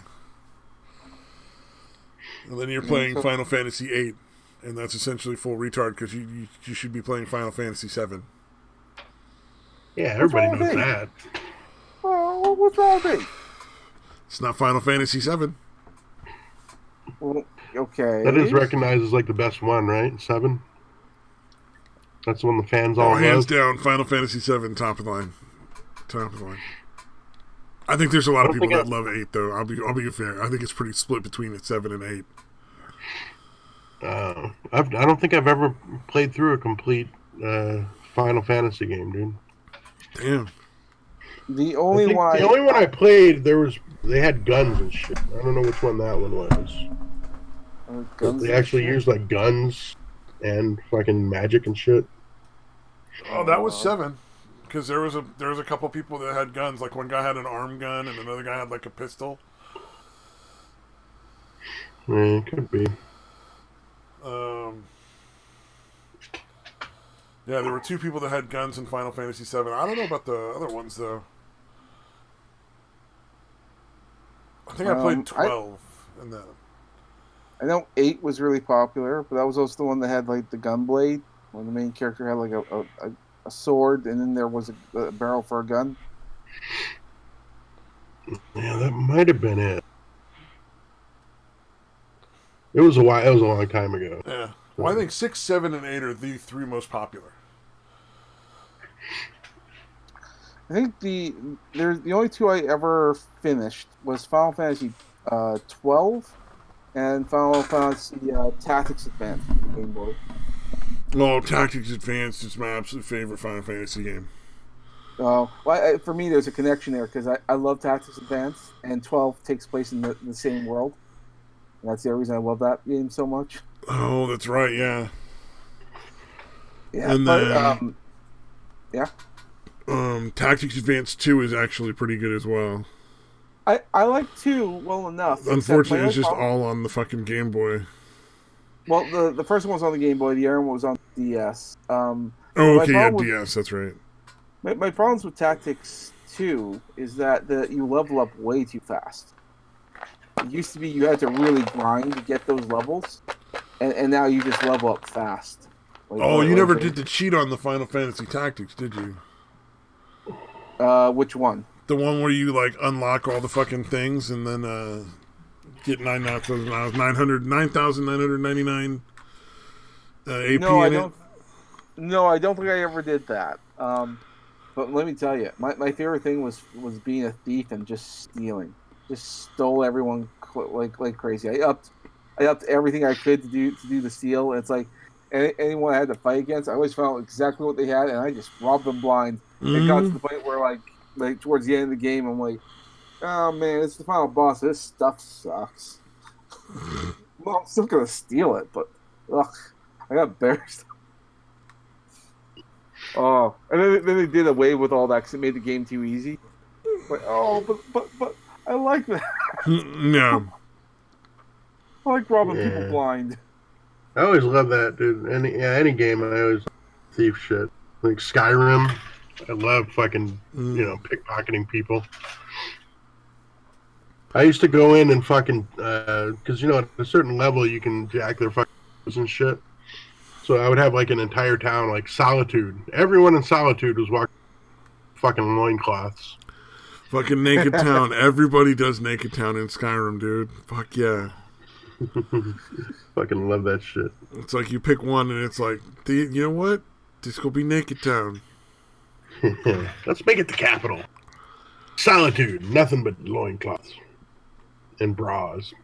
What was the one just south of Solitude? South there. Dawnstar? Morthal? I think that's the one. I think I made that one my Naked Town. Yeah, it's one of the open ones. It's not, where you can just go right into it without having... Yeah, you don't have to go through like a wall or a check gate, yeah. Yeah. Yeah, well, Dawnstar and Morthal. But there was one. It was like it had like the Dwarven ruins in it. It had what? The one with the Dwarven ruins in it that you have to go fucking like explore for that one doctor.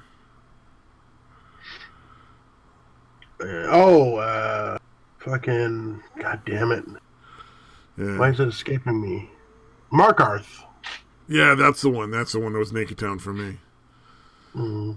Most of the time. Or it was that or like fucking Riften. Not Riften, Whiterun. Yeah, the hometown. Yeah, because Whiterun you spend so much time in, so it's even funnier if you make that Naked Town sometimes. Right. And then I think I had at least 3. I had at least 3 towns. Oh, you do it more than I did. Yeah, every game playthrough though, eventually you got to be like, all right, I'm gonna go make Naked Town. I guess this one Naked Town this time. Yeah, I put boy. Can you imagine someone coming in and playing in your game and they're like, "Why is this town naked?" What's going on? This town's way too far north to people walking around. Oh, that's Naked Town. But it says it's Arendelle. I was like, no, this is Naked Town.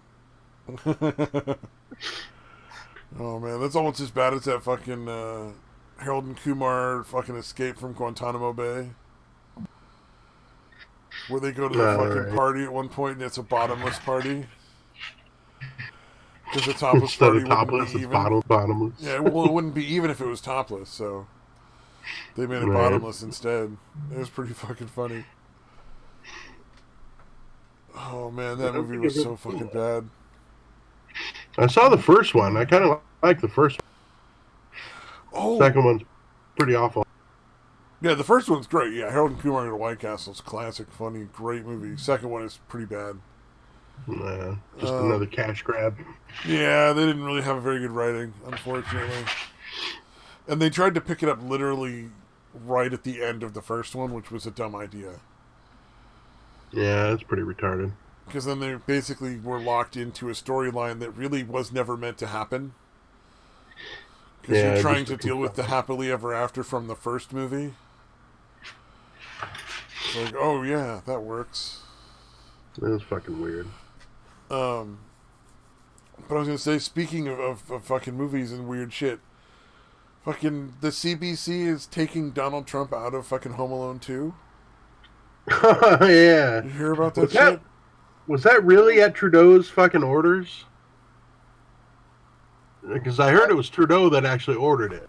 This is my first time hearing about it. Like, what do you mean? What? Really? Yeah, in Home Alone 2, there's a scene where, Macaulay Culkin talks to Donald Trump, and he's like, yeah, it's down here on the left, or whatever this fucking Yeah, it's like about. a 5-second fucking scene. He's on this, he gives him directions. Yeah, in fucking Canada, they literally took it out of the... The CBC took it out of fucking Donald. Yeah, it's fucking hilarious. See, I remember Donald Trump was in there.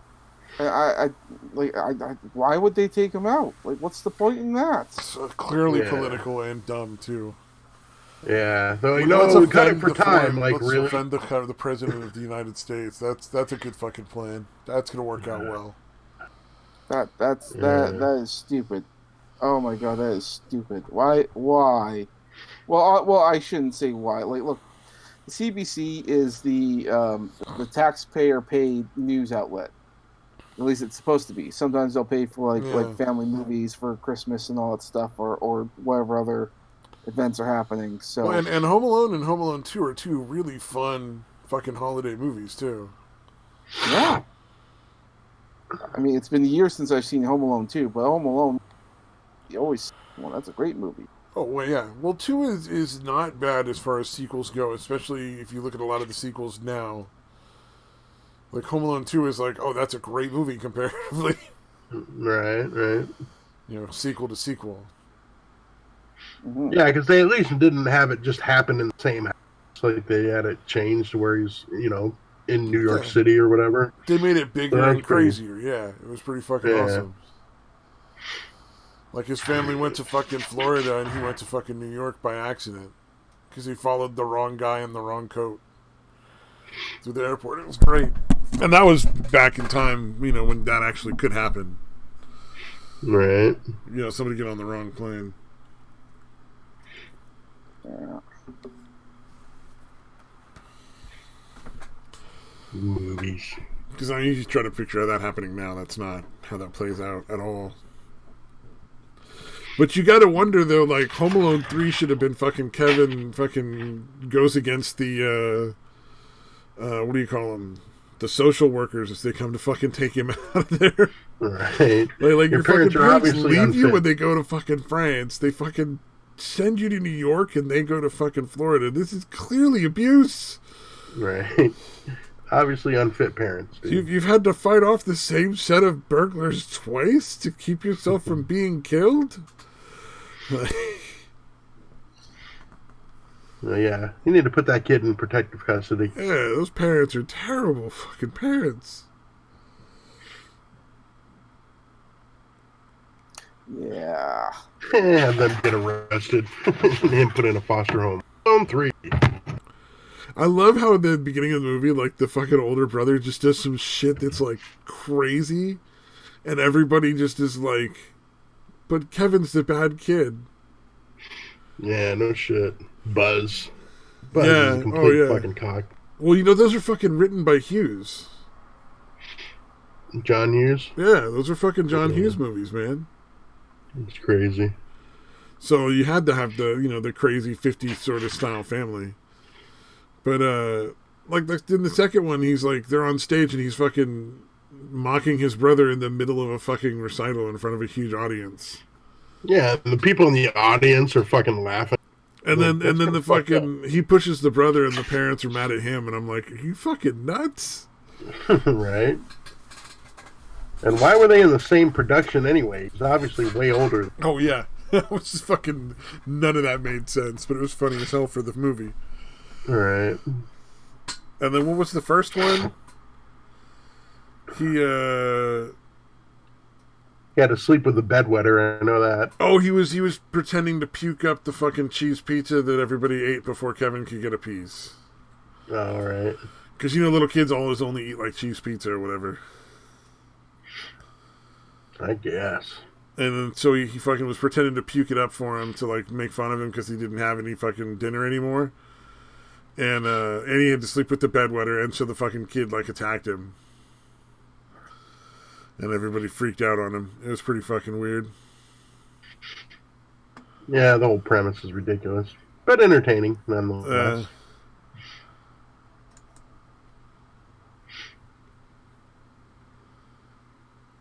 Indeed. It's so long since I've seen that movie. Or the Santa Claus. Oh, with Tim Allen? Tim Allen has to become Santa Claus? That shit's fucking hilarious, man. That was pretty good, dude. The fucking elf squad shows up and fucking breaks him out of jail. Your worst nightmare. Elves with attitude. Oh, fuck. I forgot about that shit.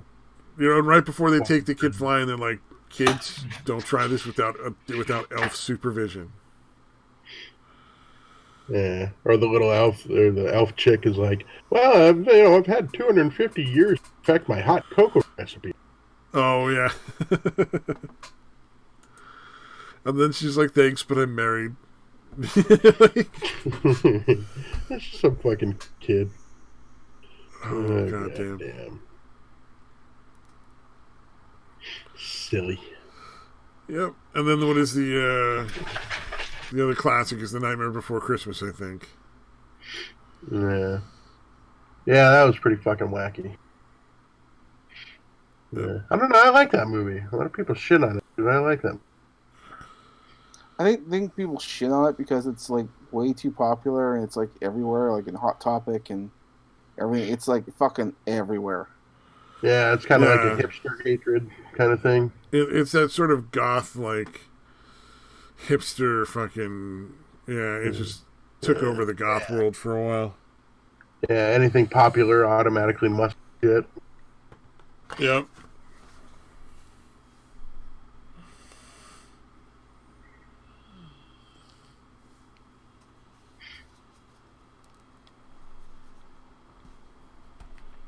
Trying to think of what other Christmas movies. Like I said, I know my mom watches all Christmas in the title, basically. She watched for like the last month. I'm trying to think of any of the classics, like the what the hell is it? A Christmas Story? The one with the BB gun or whatever? Is that? I think it's a Christmas Story. Yeah, like I always like watching that one. The narrator, for some reason, I just love the. You know which one I love, but it's like really hard to find when it's on TV. The Scrooge McDuck Santa Christmas Carol movie.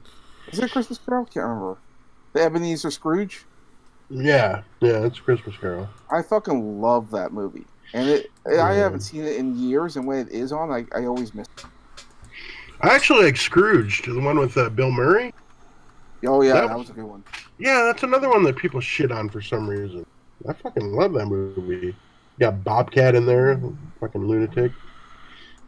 It's great. It's a well done movie.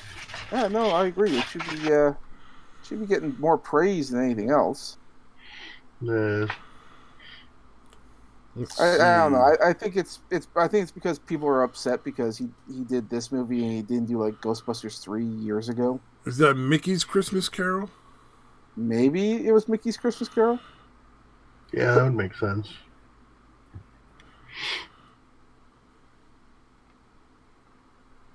Yeah, then because it was Donald Duck as the Scrooge character, right? No, and Donald Duck could be the nephew. The nephew. Yeah, and Scrooge McDuck is the Scrooge. Oh, there is actually a Scrooge McDuck. Okay. Yeah, which would make sense because he's named Scrooge for that reason. So. Right. Plus, I don't know. Would anyone name their kid Scrooge? Like, what kind of name is that? All right, there's the link that you can watch it on if you want. I might do that. Should just play through. Although I think like Now I'm gonna have to watch it too. By the way, too. Damn it. Oh, yeah, now that they brought it up. Yeah. Well, I mean, it's a good movie for its time. Yeah. I think a modern day Christmas movie would be that Klaus movie on Netflix. Klaus was very good. I watched it. It was very entertaining. You know what? Like, I have to support this movie because I miss the good old days when Disney would hand draw animated stuff. It is. It was nice. It was just a fun movie. There was no deeper meaning. I'm sure you could find one, but essentially it was just a really fun story. Oh yeah, very like fun. What was it? It was essentially the origin story of Santa Claus, like one of the origin stories. Mm-hmm. And they got a good cast there and everything as well. So I mean, very well done. Yeah.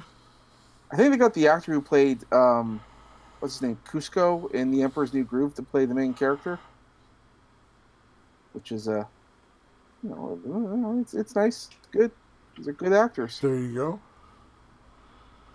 Was it another? Oh, fucking anybody seen the Jumanji? I haven't Level seen. 2? I haven't. That was pretty fucking lame. It was. I have not even seen the first one. The second one was entertaining, but bad, so bad.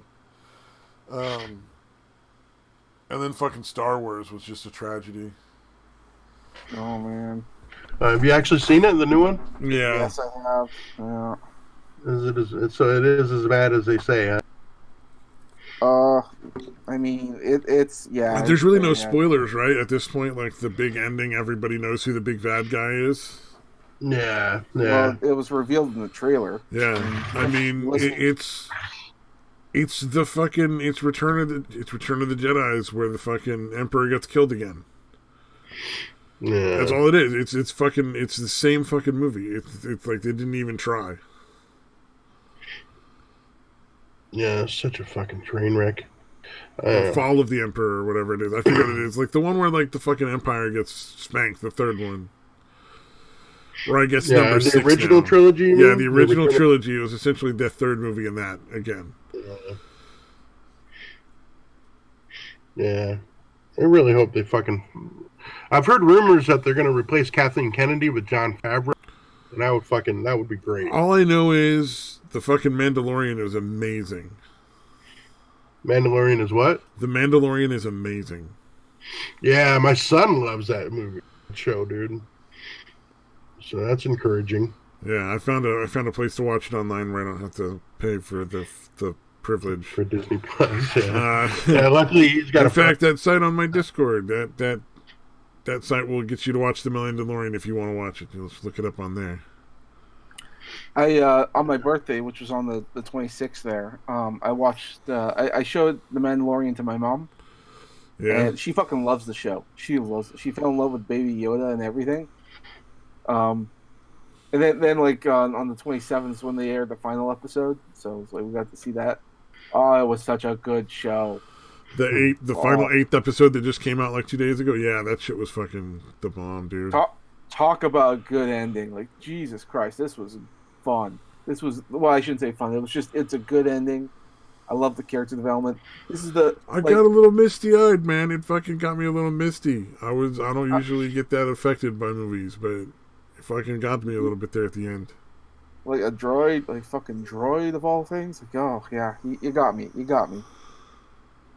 The what was I gonna say? I forgot. No, I love it. Good. Oh yeah, I was gonna. I have a whole little bin here of Star Wars toys, and then I mentioned this before, but I bought them all from the dollar store. That's the only way I can buy Star Wars toys because I'm not paying full price for any of this nonsense. Like I like the quality, I just hate the franchise. Yeah, what they've done to it. Yeah, I can understand that. Yeah, but this Mandalorian show, I will gladly go out there and buy me some action figures. Fucking Christ, I want a goddamn Mandalorian, Like just Mando himself. Like just give me that guy. I don't care which one it is. Like shiny armor or no shiny armor. Just fucking give it to me. Well, it was interesting to see a different Creed in the Star Wars movies, but with every bit of the charm and good storytelling of the first Star Wars series. You know, Yeah, well, that's what happens when you put somebody in charge who's actually a fucking fan of the fucking universe. yeah, oh, definitely. Like, yeah, you can tell that Favreau loves the universe, and you can tell it's a love letter to Star Wars. But it's in the Star Wars universe, and but it's a love letter to the first 3 movies. Yeah. Yeah. Like I said, I really hope they fucking do that. Really does happen. That can Kathleen Kennedy and fucking hire Favreau to replace her. Yeah. Well, I know that they've already started development on season 2. We're not going to get it to like 2021 because these episodes are going to take a while to make. And I think for that time they make. I don't know. What would you guys like? 6 or 10 episodes? Oh, I'd love to see 10, but that show is so well done. I think they could probably get away with 6 and tell a good story. Or maybe I should put it this way: would you like 10 episodes or 6 good episodes? Yeah, like 10 yeah. episodes? If it's gonna be like the episodes were in the A one, I'd rather get 6. Like it could be. Yeah, like, no filler episodes, basically, like how I'm fine with Walking that. Dead does. Yeah, no filler, just straight up good stories. Like I'm okay with fewer episodes for better quality. Yep. And then the Baby Yoda was surprisingly a good character. I thought it was going to be a gimmick. Well, I didn't even know they were going to do it. I mean, like when you see the first episode and I see that it's a Baby Yoda, I'm like, oh, this is just a 1 episode thing. No, he ended up being a major character and plot point throughout the whole thing. And an interesting character with depth, which is what I thought was amazing. And I liked how like people had just sort of forgotten all about Jedis. Like this is like what 1 or 2 generations down, like since the Star Wars series. Like it was like the end of the prequels. They got killed off a bunch of Jedi, and then the Mandalorian takes place like shortly after the 6th movie. Yeah, so, yeah. People sort of forgot. They even referred to them as space wizards. Or sorcerers, something like that. Saying that isn't that like a product though of the constant back and forth war of the 2 aspects of the Force? Maybe like that because I don't know. I mean, they just sort of like talk about how they were a factor. Like I know that the Mandalorians and the Jedi warred at one point. It was in the TV show for a while, so they were kind of enemies at one point. But I guess it makes sense because the Mandalorians, their people were sort of scattered and all throughout the galaxy, and the Jedi were pretty much the same way. So it's like I don't know, are you going to reunite the Baby Yoda with his people, or are you going to reunite him with the Jedi? Because he's clearly a Force user. Yeah, and it's interesting to see how it goes back and forth between like light aspects of the Force and dark aspects of the Force. Of course, then again, my preference would be the dark side of the Force because I think that's truly the good one. Yeah, some people have that opinion. That the dark side didn't do nothing. Oh, Rotten Sun says a lot of Jedi survived, but Palpatine ensured that most people forgot the Jedi. So maybe that makes sense. Like he was actively behind trying to like erase the name of them from the public conscience. Well, and fair enough. I mean, and that was one of my like I even like fucking debated someone on Twitter over this because I mentioned that I thought the last Star Wars movie was kind of kind of meh, and also how does everyone know about like Sith? Because they virtually never mentioned the Sith at all, and even like Palpatine when he was a politician never mentioned that. He didn't know he was a Force user. No one knew he was a Force user. Yeah, it wasn't public knowledge. So like how does Like that was my big thing in the movie. Like, how does everyone know about Sith? How does the whole galaxy know about this stuff? No one announced it. Yeah, they never mentioned the Sith in the original trilogy, did they? No, they mentioned the I dark, don't like think so. the Jedi might mention it back and forth, but that's kind of part of their religion. So how does everyone else know about it? Like it just it's a plot hole, and it's a major one at that. You know what's odd to me is as far as I know in the lore, there is like a third group that are like the sort of like they respect the balance of the force. Like they think both sides should be equally balanced in order to maintain like the best possible outcomes for everybody else. I thought I thought there were. I don't know. I mean, maybe I'm not as But they versed also on. used like the force powers and like lightsabers and stuff like that. They weren't Jedi or Sith either. I think they were called like gray Jedi. But I'm not entirely Something certain like that, about all yeah. that. Like I'm not deep on the Star Wars lore. It's just odd to me that they never had anything to do with any of that other stuff. Where they could have brought that in instead of just constantly going after like the Sith Lord. Right. Like could have introduced like a whole nother type of villain, you know, or a whole nother type of character, and it would have been a lot more interesting, I think. Expand the universe instead of retell the first story. I was watching a thing on the saber users, and apparently the yellow ones were like, I guess they called them, where they didn't really like stay in temples. Like they just kind of lived among people, like normal people, but they didn't really follow the Jedi shit religiously. Like they just wanted, as much knowledge about it, I guess. Yeah. You guys familiar with that or not really? Not really. It sounds familiar. I just don't know. Like I never really got that far into it. Like I played a couple like role playing games that had like a lot of characters like that. Yeah, well, basically the video I was watching saying that's who Palpatine feared the most, for the fact that they didn't really like reveal themselves as Jedi, like they weren't easy to track down, and they also again, pursued just knowledge in general, so they were going to be more knowledgeable than regular Jedis. Oh yeah, so they'd have a much better chance of being able to evade his like grasp. Yeah, because they have a better idea of what's coming, just in general. Yeah, and they're a lot harder to spot because they don't, advertise the fact that they're Jedi. That was an interesting thought.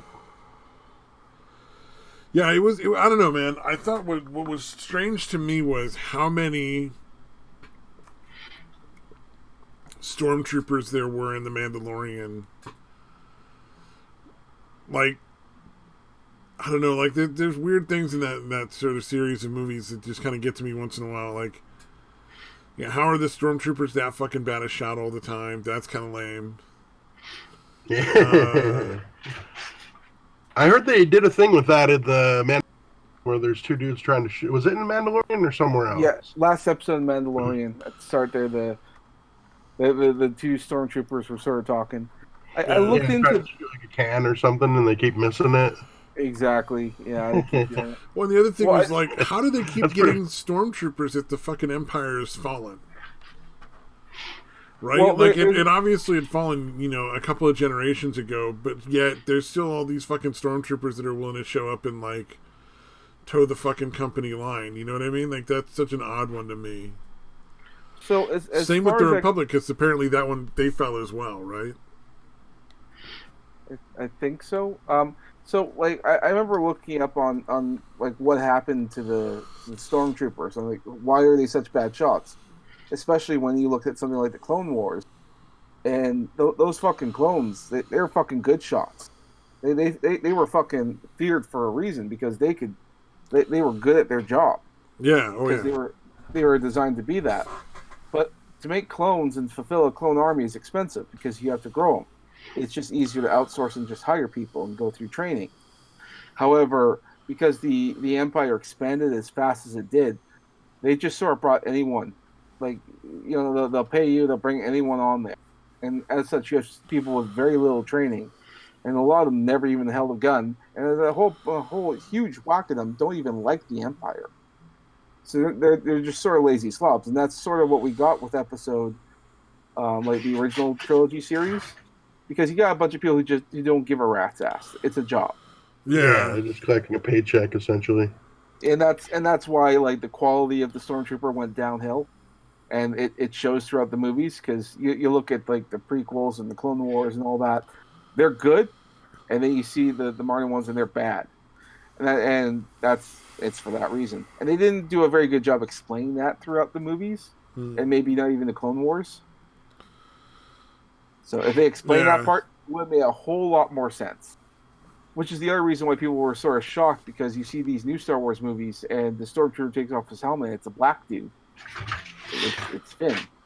They're like, well, I thought they were all white, because they think of like the clones. Oh, That shows yeah. that- I don't know that I'd call that dude in the clone movie white, but sure. Close enough. Well, he's not white. More, I don't know, Mexican? I don't know, brown skin? He's like an islander, dude. Like an islander. Yeah, like an islander. So it didn't really make a whole lot. Well, actually, no, I think he was from New Zealand. Oh, I think. Yeah, Oh, Rotten right. Silence makes a good point here. If they wanted to make the movies more interesting, they could have picked up more on the deep horror of space and how the Sith retreated there. That would have been a lot more interesting. And then he says stormtroopers are like basically just space militia and are poorly trained. Yeah. Yeah, the regular human ones, not the clone troopers. Yeah. Oh, because the clone Yeah. troopers genetically engineered super soldiers who are trained from birth. That's right. Exactly. Yeah, clones of Jango Fett, Boba Fett's dad, right? Well, okay. There was another thing I heard that makes me wonder, because I always called Boba Fett a Mandalorian because of the armor. Well, Right. it turns out he's not a Mandalorian. Mandalorian, because they explained that in the series, that it's not like a race; it's a creed, and Right. you're raised into it. But Jango Fett, I mean, we had Boba. He was a clone of him when he was like a little kid. Doesn't have all his memories because he's a kid version of him. Yeah. And Right. his father died. And at that point, shortly after that, the Mandalorians got scared and all that. So he was never raised. He just took his father's armor, repainted it, and just became a bounty hunter later on. No training, no nothing. So he's technically not a Mandalorian. He's just a guy. He's just a kid who like, well, good enough, I guess, survived. Just digs the armor. Well, it's his dad's armor, so Right. yeah. And then the Mandalorians probably would definitely not take like a father's armor from the kid, even if he was wearing it without the training or being part of the creed. Well, the armor is a part of your identity apparently, because in the show they show you that like you have to like you're raised Yeah. up, and then you earn your armor, and then you get your own set of armor. I mean, they have different factions within them where the armor's like a uniform, but for the most part, it's part of your identity, because you're not supposed to take off your helmet. Yeah. And he does well. And spoiler alert! Last episode, he takes off his helmet. And you see his face. I kind of didn't want that. I was like that- really hoping they wouldn't do that, but yeah, they did. I was digging the mystery. I was digging the character. I don't need to see your face. I'm okay not seeing your face. With that said, I think there was a reason why they had to show his face, and it's because when you're an actor, your face essentially is how you make money, because that's how you're known for. Oh, maybe he had like a clause in his contract, like you need to show my face Well- at least once so I can fucking make some money on this. Like, Well, I gotta like, get if other you go- roles after this, motherfucker. Well, exactly. Like how you supposed to build a career, and especially because at that point there was no guarantee. So like once the show is done, you might not get another opportunity. So you need to cash in on your looks when you can. Yeah. So it was probably done as a favor for him. With that said, it was renewed for another season. It's a hit. Everyone loves it. Next season, don't you ever fucking take off that helmet again. I want a whole season where I don't see your face. I'm fine with that. Dance, monkey, dance, but don't make me look at you. Exactly. I don't care who the hoe is. You just gotta wear the paper bag. I want to see that.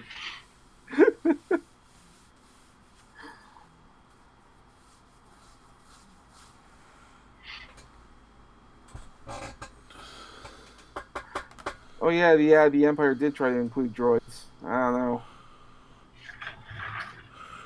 Yeah, I don't know. I don't know. That whole thing is fucking nutty. I'd like more information on how the Empire fell. I like the droids in this Mandalorian show. You know what? I like. Yeah. We need a Christmas special. The Empire Falls, the Christmas special.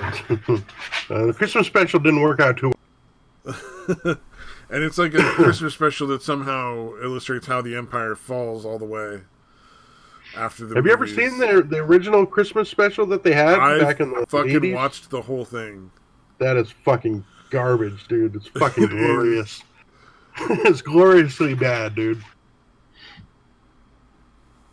There was one of the guys who animated that the sequence on that Christmas special.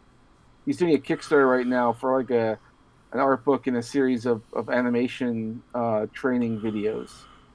And I think he still has some of the original pages that he illustrated on. So I think he holds on to that for retirement. It's like, yeah, I'll sell off these things. Now that the Mandalorian's is big hit, well, now this might be worth something. Yeah, that's true. So, yeah, I like how Rotten Silence makes a point. Yeah, at the end of the show, not the end of like the season, but the show itself. That's when they remove the mask, like to smoke or something. Yeah, that actually, I like that. Yeah, that's the only at the very end of the show do you see the Mandalorian's face for whatever reason. Well, yeah, I guess I don't want to spoil the reason. It's not like at the very end of credits. There's a build up and a reason why he has to take off the head. It's not for just to show his face. There's a reason for it. Watch the show. If you guys haven't seen it yet, watch it. It's worth a watch. Go through it by other means. If Disney doesn't like that, well then fuck you, Disney. Release it. Yeah, I'll fucking buy your DVD. Yeah. Like I don't advocate buying any of these new ones, but that Mandalorian show, yes, that takes a proud spot on my shelf. I was very entertained. Also, there's a character in one episode, a droid, and he's essentially like a C-3PO droid, except he has like a bug head and he's painted black. He's a bounty hunter. I was surprised how much I like that character.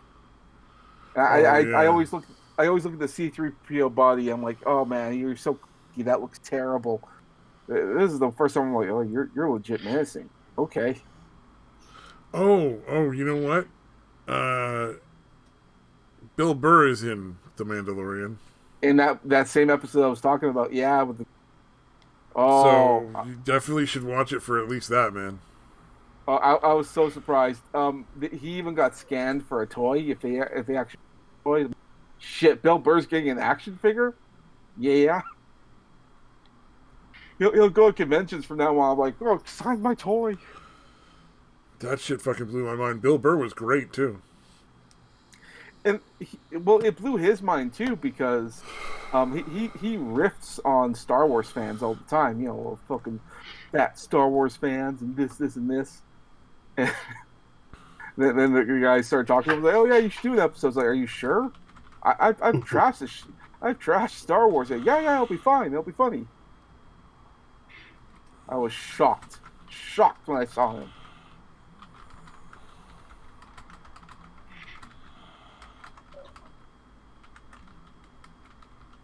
They had fucking Werner Herzog in the episode, dude. I was fucking shocked at that. I was like, that's fucking badass. Who? Werner Herzog, the documentary guy.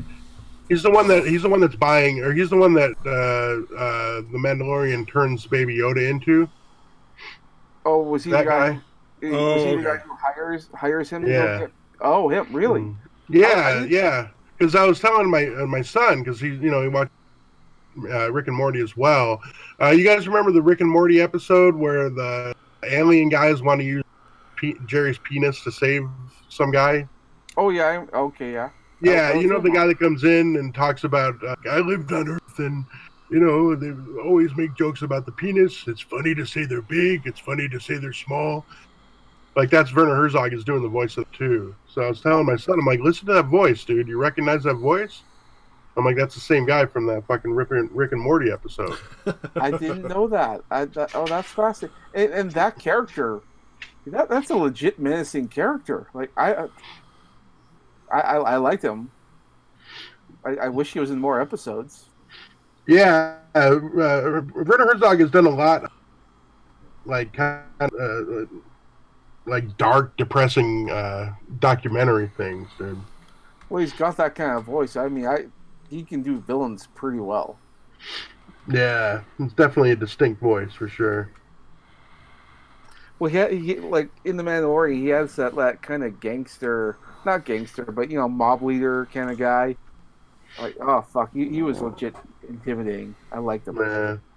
I really did. Of course, I pretty much every character I liked, with the exception of that. There was that one chick who had all those droids, and Mandalorian was going to repair his ship. Or she was going to do it. Fucking hated her. She was cringy. And then Twitter was all like, everyone's talking about this character. Is she going to get her own show? Like, fuck you. Give the I Have Spoken guy. Give him his own show. Oh yes. That would be interesting. Go like see his service in the Emperor's service, or like how he gets out of it or something. Oh yeah. How do you earn his freedom? Yeah, that'd be kind of interesting. That I would watch the shit out of that, because that guy was fucking great. I have spoken. I'm like, the one thing I think they didn't really show enough for me is why the Mandalorian suddenly looked at this person like a father figure. I liked the relationship, and I thought it was great, and they kind of sort of went into it, but they never really showed enough to like really make it make sense for me. Because like suddenly these two guys have like this giant, like this incredible bond where like he's like, all right, I'll go risk my life to help you out. Why not? It's cool, man. Yeah, and all the other was it other Mandalorians that showed up to help the dude, or was it just other bounty hunters? Which one? You mean the first episode? No, I think so. No, wait, it wasn't the first. It was like episode when 2. they do the stealing the kid back. Yeah, Right. yeah. Yeah, that was other Mandalorians. Okay, all right. And they were all dead in the last part, which is why they couldn't help him then. Well, Right. we're assuming we don't know. We know that a brawl went out and armor left, because for all we know, they knew it was a losing battle, so they just left their armor and it hit amongst the locals, because no one knows what they look like. Yeah, that is one of the big advantages of that. Remove your Mandalorian armor, you can just blend in with everyone else, which is probably your last ditch effort if you have no choice. Although whatever It that seems armor like the made out of is Mandalorian apparently code pretty expensive. would expect you to die first. Oh, I mean, Go out die in fighting. battle if you. Well, die in battle if that's how it is, or you could just live to fight another day. It's hard to say really, because we don't know what happened. And the armorer, the one who's gathering all the armor, she didn't know. She didn't see. She just hopes that some people survived. All you know is that they had lots of armor around. So I assume she didn't take it off the bodies or. Yeah. So it is a bit strange that all that armor is left around. But it's cool to see that she can still defend herself. So, which, if you saw that, I assume you guys saw the episode. Did you see how fucking fast that thing melted a stormtrooper's body? Oh yeah, that fucker was done. That surprised the fuck out of me. Like, how hot is that oven? Because goddamn, that body just ate it right up. Well, I mean, it was melting that steel that can stop laser blasters. Beskar steel. Yeah, that's the shit the Mandalorian armor is made out of, right? Yes and no. It's hard to get. It's harder to find Mandalorian, but it's the Beskar steel is still pretty hard to find. That's why it was so coveted in the first couple episodes. Yeah, all right. Because I mean, it can resist laser fire, which saved his life so many times in that show. Oh yeah, dude takes a lot of fucking laser rounds. Oh, I remember the one episode with the sniper. It's like, fuck, that guy was hit like 5, 6 times. Yeah. That armor is fantastic. Oh, hell yeah. Oh, Mad Mailman says, I'm so fucking done with Star Wars, just like Marvel and their IPs. I'm sorry. I don't blame him. I'm sorry, Mad Mailman. Yeah. I mean, if Star Wars, like, the only reason we're talking about it is because the show is, but the rest of it's so bad. Yeah, and then Rotten Silence brings up that the books are apparently a lot more crazy than the fucking movies ever got. Of course, and sadly, they're no longer fucking canon. Which I found hilarious because I remember Kathleen Kennedy's famous statement of like, well, there was just no source material to draw on for future movies. What? Jesus Christ. Just bring the canon back. It's just, you have a fuck ton of books to work from, and comics and video games. Yeah, you can bring back at least one of them. It doesn't automatically mean all that, can't come back and become canon again. You know what I mean? Like, you can pick and choose. Like, okay, all right, this part actually is a verse, and the rest of the shit isn't. Although it doesn't make sense, they should just have it all considered fucking canon. Yeah, really they should. But, let's see. Oh, so apparently the fucking dark side of the Force becomes like an eldritch kind of like magic evil people. I don't know exactly how often that worked. I did see something about hyperspace, which is slightly frightening. Because you know how when ships enter in hyperspace, they also partially go through dimensions. And people, like, some people have like explosions have happened on ships to cause people to go out there and all that. And apparently in these other dimensions, sometimes they are able to get through. Like, if you look outside a window in hyperspace, you could potentially go insane because of the things that you'll see. And inside there are kind of eldritch horrors, which is essentially like sometimes they come through, and that's how, like, in that, what was it, the first Star Wars movie, they had that giant worm in the asteroid. Oh yeah, that came from hyperspace. Oh yeah, that's fucking nutty. Yeah, and so that's why that thing is there. And the atmosphere can actually make the atmosphere inside asteroids breathable. But if you can breathe in an asteroid, you should be incredibly worried. Yeah, because so can something else. Means you're not alone, and it's not good. Yeah. Well, I mean, didn't Star Wars, like, one of the characters was a planet? Same as in Marvel? I mean, probably. I wouldn't be surprised. Like, there was one planet where everything just turned into, like, one big, communal being of the Force or something. Mad Mailman be down for a Star Wars Lovecraft story. I mean, it's dude, that'd be fucking awesome. That would be a different, interesting mashup, dude. Fuck yeah. I mean, it's entirely possible that it can happen. I mean, we don't even know what's in the hyperspace dimensions. Although, when I was looking that up, there was a race of an army of various different creatures and beings that want to enter into these other dimensions. So potentially, if you can create a rift, there's an army that could threaten the galaxy. And it could be like the Eldritch Horrors. I mean, it's entirely possible. Who knows? Maybe something can happen.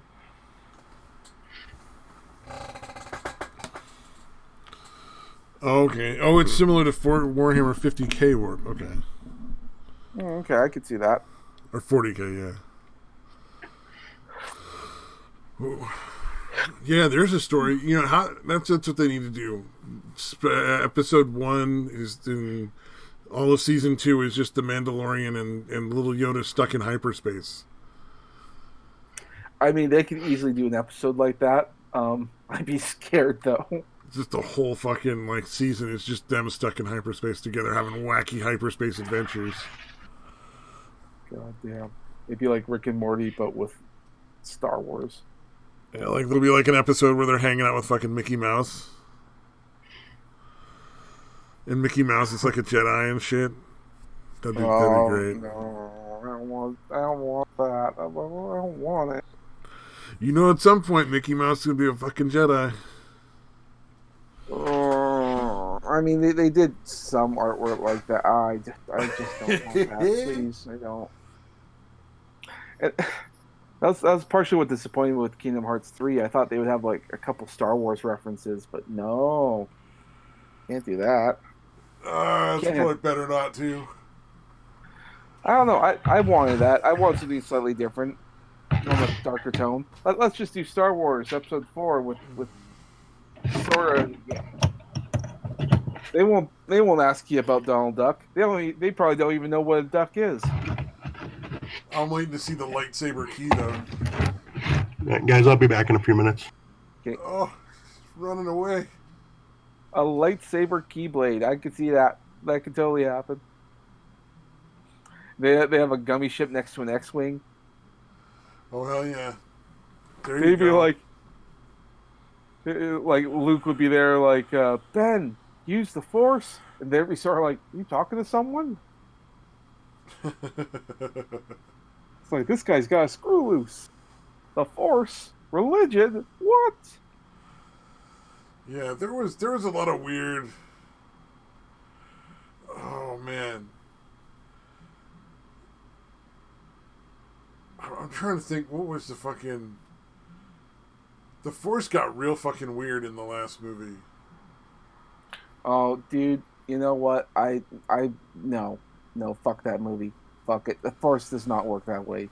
You can't just, you can't just snake stuff off of people. That's ridiculous.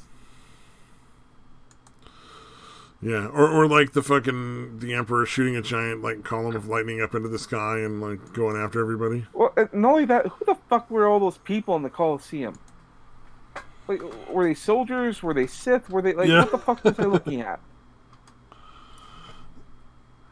Like that was just absolute nonsense. Absolute nonsense. We have a new person in the chat, Keith Wee from Ohio. Apparently, he typed Ohio as like his. Yeah, I mean that's a state, I guess. Wait, is it a state? Yeah, Ohio is a state. Yeah. Okay. The Buckeye State. The Buckeye State. And then what is it? Is it? Oh, where's Big Sky Country? It's not Wyoming. I want to say Kansas. I don't know. Because it's somewhere in the plains, like Big Sky Country. It's like Kansas or Colorado or some shit. I don't know. But there's a lot of interesting nicknames for states, to be fair. Okay. I'm a Canadian. I don't know. No, all this is over my head. Oh, yeah. Well, just like every state has like their little catch line and stuff. I mean, like, who knows? Like, in a couple of years, it'll be the United States for all I know, so. Oh, in the books, the Emperor's fucking Force Lightning was so evil it could travel through space and time and had a mind of its own. You know, Nebraska might be right. Yeah, Nebraska might be Big Sky Country. That might be it.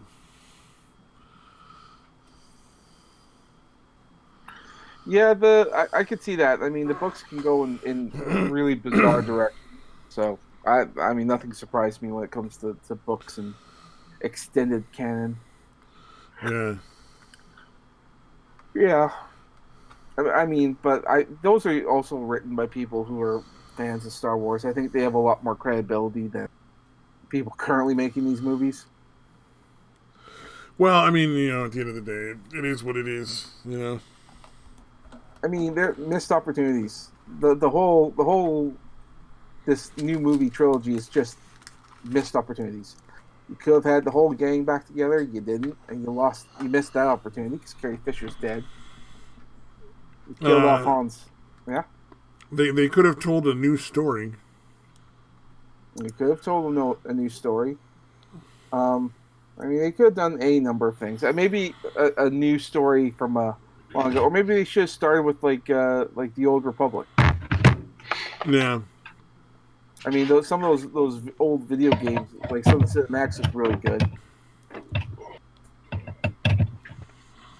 I think if they'd taken up closer to when Luke and Leia and Han Solo basically defeated the Empire and gone from there, that would have been, like 10 years after or 20 years after that, instead of like, I don't know, like it just seemed like they went too far into the future, into like this weird dark dystopian thing. There was a story, a Star Wars story that I thought was kind of interesting because I was looking up on Hutts, and apparently there was a Hutt that was actually a Jedi, and he would use his experience with the Force and all that to hone his body, so that way, like, yeah, he'd be kind of like a slug, but he was a real fit slug. Because he was able to use his muscles and stuff. It was the only Hutt that you know of that was still big, but slim enough that you can at least see a six pack, which was kind of odd. That does sound pretty bizarre, dude.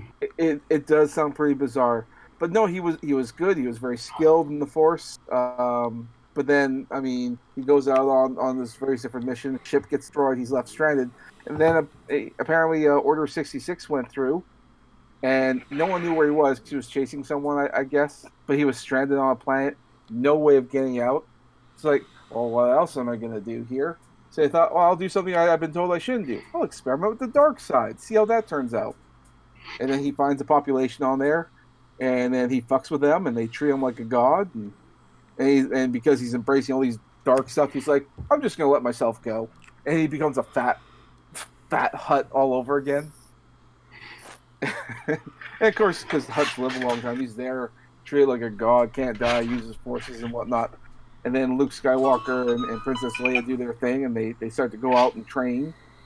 And they find the Hutt, and they start engaging in like an epic force battle and lightsabers and whatnot. And then they eventually have to kill him. That would be fucking an interesting story that I would absolutely fucking watch. Like a fucking Hutt that would go around and try and kill it. You're like, no, it was. But because he spent so many years, not honing his skills and just being a warlord and all that stuff, he got lazy with the Force. And so when you're dealing with like Luke and Leia, I mean they're young and fit and that's how they get them. But no, it was an interesting story. Oh, that's a trip, man. But you can't do that nowadays because I mean you could CGI Luke and Leia, but it wouldn't work because I mean Carrie Fisher died and everyone's still salty about that. So if you're going to tell some of these stories, I think the best way you're going to do it, animated. Thank you. Yeah, that's it. You're going to do it animated. A whole new, the untold stories of Luke Skywalker and Leia, and get different actors. Oh yeah. Or maybe the other way to go about it is maybe have Luke training a bunch of young Padawans, and he tells them stories of their adventures. Oh, dude, man. Yeah, there's a lot of things they could do that would be great, but I'm sure not going to happen.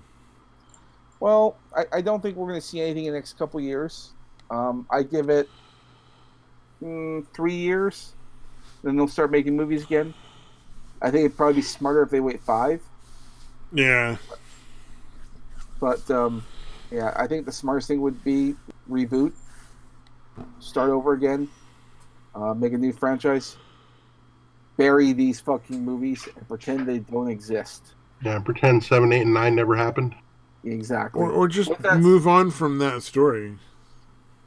Yeah, I mean that's another way of going about it. Let that be like the sort of like the afternote of the beginning premise of the other movie is just like, oh yeah, and after that emperor died 5,000 years later, like.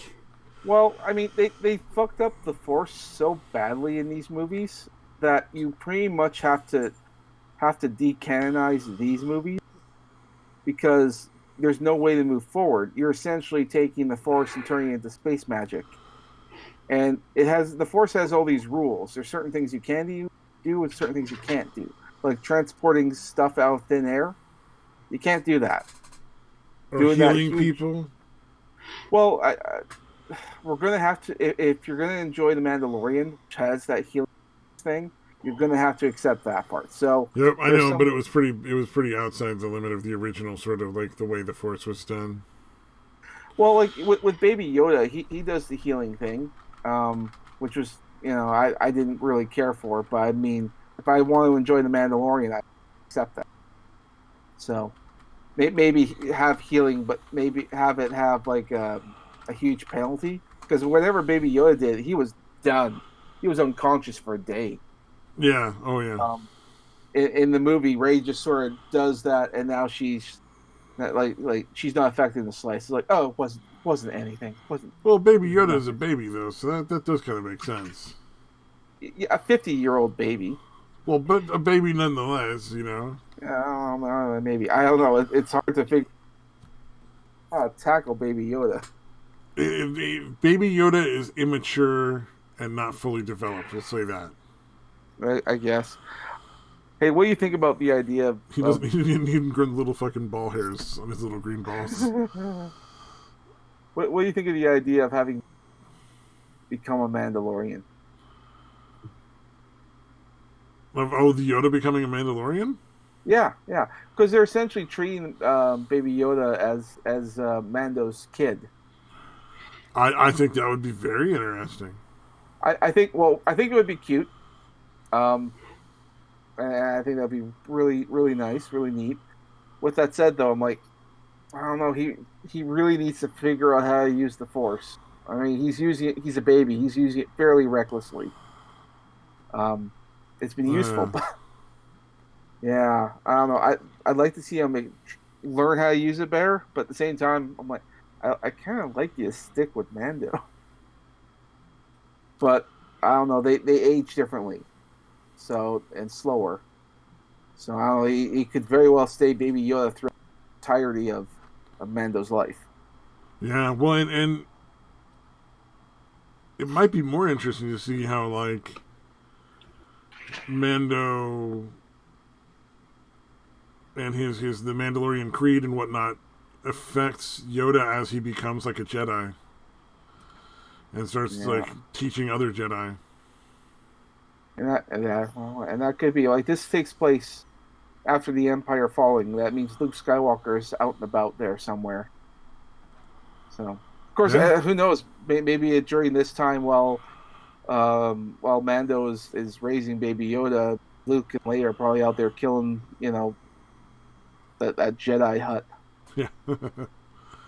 Ron Son says you can't really create life with the Force except for Anakin because the Force did that to balance the Force in an act of self-preservation. The race of Yoda lives a really long time, so Baby Yoda could be really powerful down the line. Okay, I see what you're saying. Yeah, that'd be interesting too. Well, and it could be in the case of Anakin, with Luke Skywalker having a kid, because like Anakin, the prediction was that Anakin would defeat the Sith or defeat the dark side, and he does. Like he tosses the Emperor down the vent and he blows up. He did exactly what he was supposed to do. Yeah. But the trigger was Luke. Luke was the one that triggers him and gets his father's side to pop up there and preserve his kid. If it wasn't for Luke, he wouldn't have done that. So I mean, that's how it happened. So it became the prophecy is correct. It's just it took a while. Yeah. Well, and I think because also like the Emperor is so powerful that even if Anakin didn't turn to the dark side, I don't think he would have beaten him.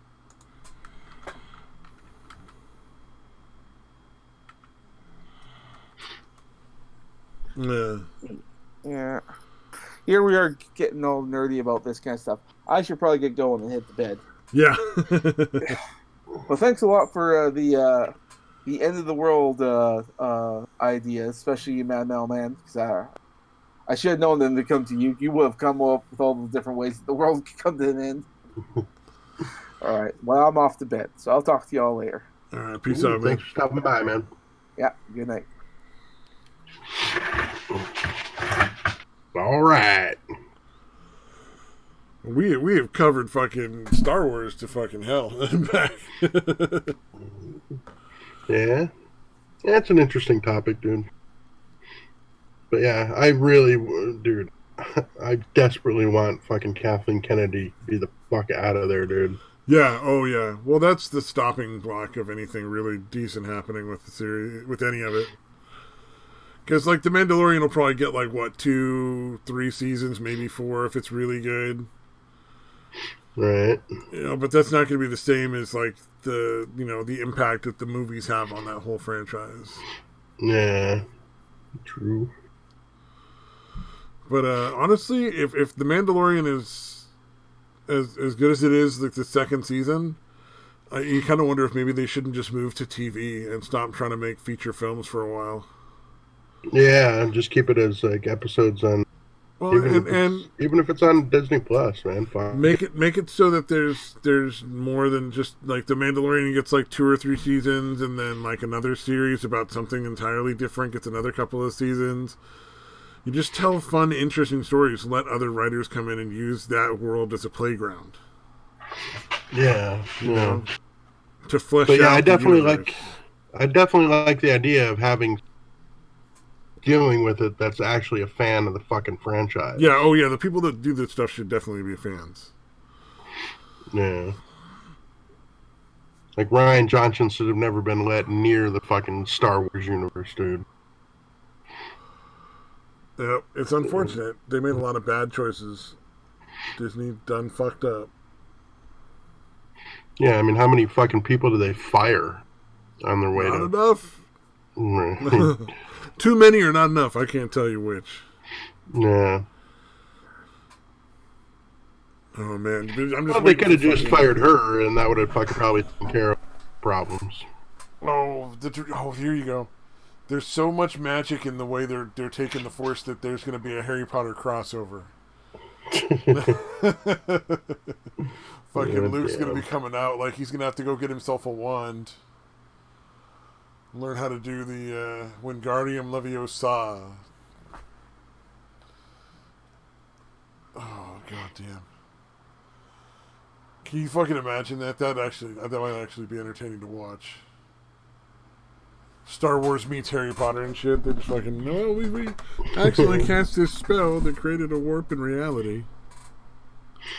It would be the only way to fucking try to make sense of what all the shit they make the Force suddenly be capable of doing.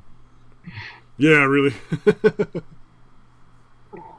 Well, and the weird part would be the fourth wall, because the Harry Potter characters should know Star Wars. I mean, I assume that film got made in their universe. Which is true. So it would be interesting to them to be like in the movie, they'd be like aware that they're in the movie. So then they can talk to the audience, Cross it over with Deadpool. He already does the. No. Fuck it. Is Deadpool Disney though?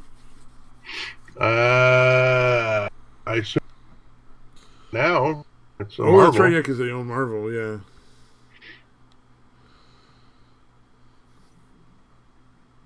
Oh, Rotten Silence is the first time trouble with the Force films is when they started wearing the Force's female shirts. Right. Like, why is that even controversial? Who gives a shit if the fucking Jedi main character is a male or a female? It's just like... Yeah, it's... The problem was they wrote terribly. That it didn't matter that it was a chick, it's just bad writing. Yeah, they're just like, she's badass because she's a woman. It's kind of how they fucking framed it, dude. Like, dude, just write good characters. If they're male or female, if it's a good fucking story, it doesn't fucking matter. Yeah, well, at the end of the thing, it makes sense because she's... Oh, I don't know if you want any spoilers or do you care? I don't give a shit. I've already fucking... Okay, she's half Palpatine's daughter. Oh, right. Yeah, granddaughter. So it makes sense that she'd, like, have all this power because she would have, been from these two very powerful lines that got crossed. Right. So it was just one of those things where it was like they crossed these two powerful lines, so it made sense that she had all that power now, and it wasn't because she was a chick, which is better than it was, but the whole thing was kind of dumb. But yeah, I mean, there's plenty of good female fucking lead characters. Oh, and they redeem fucking the guy. Kylo Ren or whatever. Kylo Ren Ben gets Solo. redeemed almost exactly the same way that like fucking Darth Vader did, Yeah. but without any of the gravitas or skill in acting. They fucking cast that to the wrong person. Yeah, he looks like a fucking emo kid. You're gonna make him try to Yeah. be evil villain guy. Yeah. Well, not He only looks like that, a but the lame villain emo kid. that has enough depth to the character that even like you can see the fucking turn. You know. Right. Right.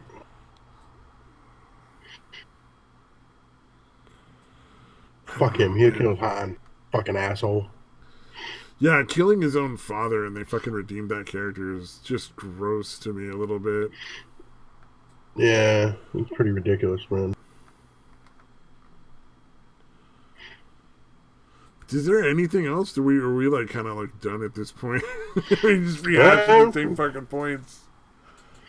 Yeah, it's up to you, man. I can't think of any other topics unless you got something. No, unless you want to hear about fucking Owen Benjamin Fox Day shit. Pretty much Nah, fucking done. I've heard a lot of that stuff. I'm good. Yeah. Yeah, so if not, then yeah, I got nothing.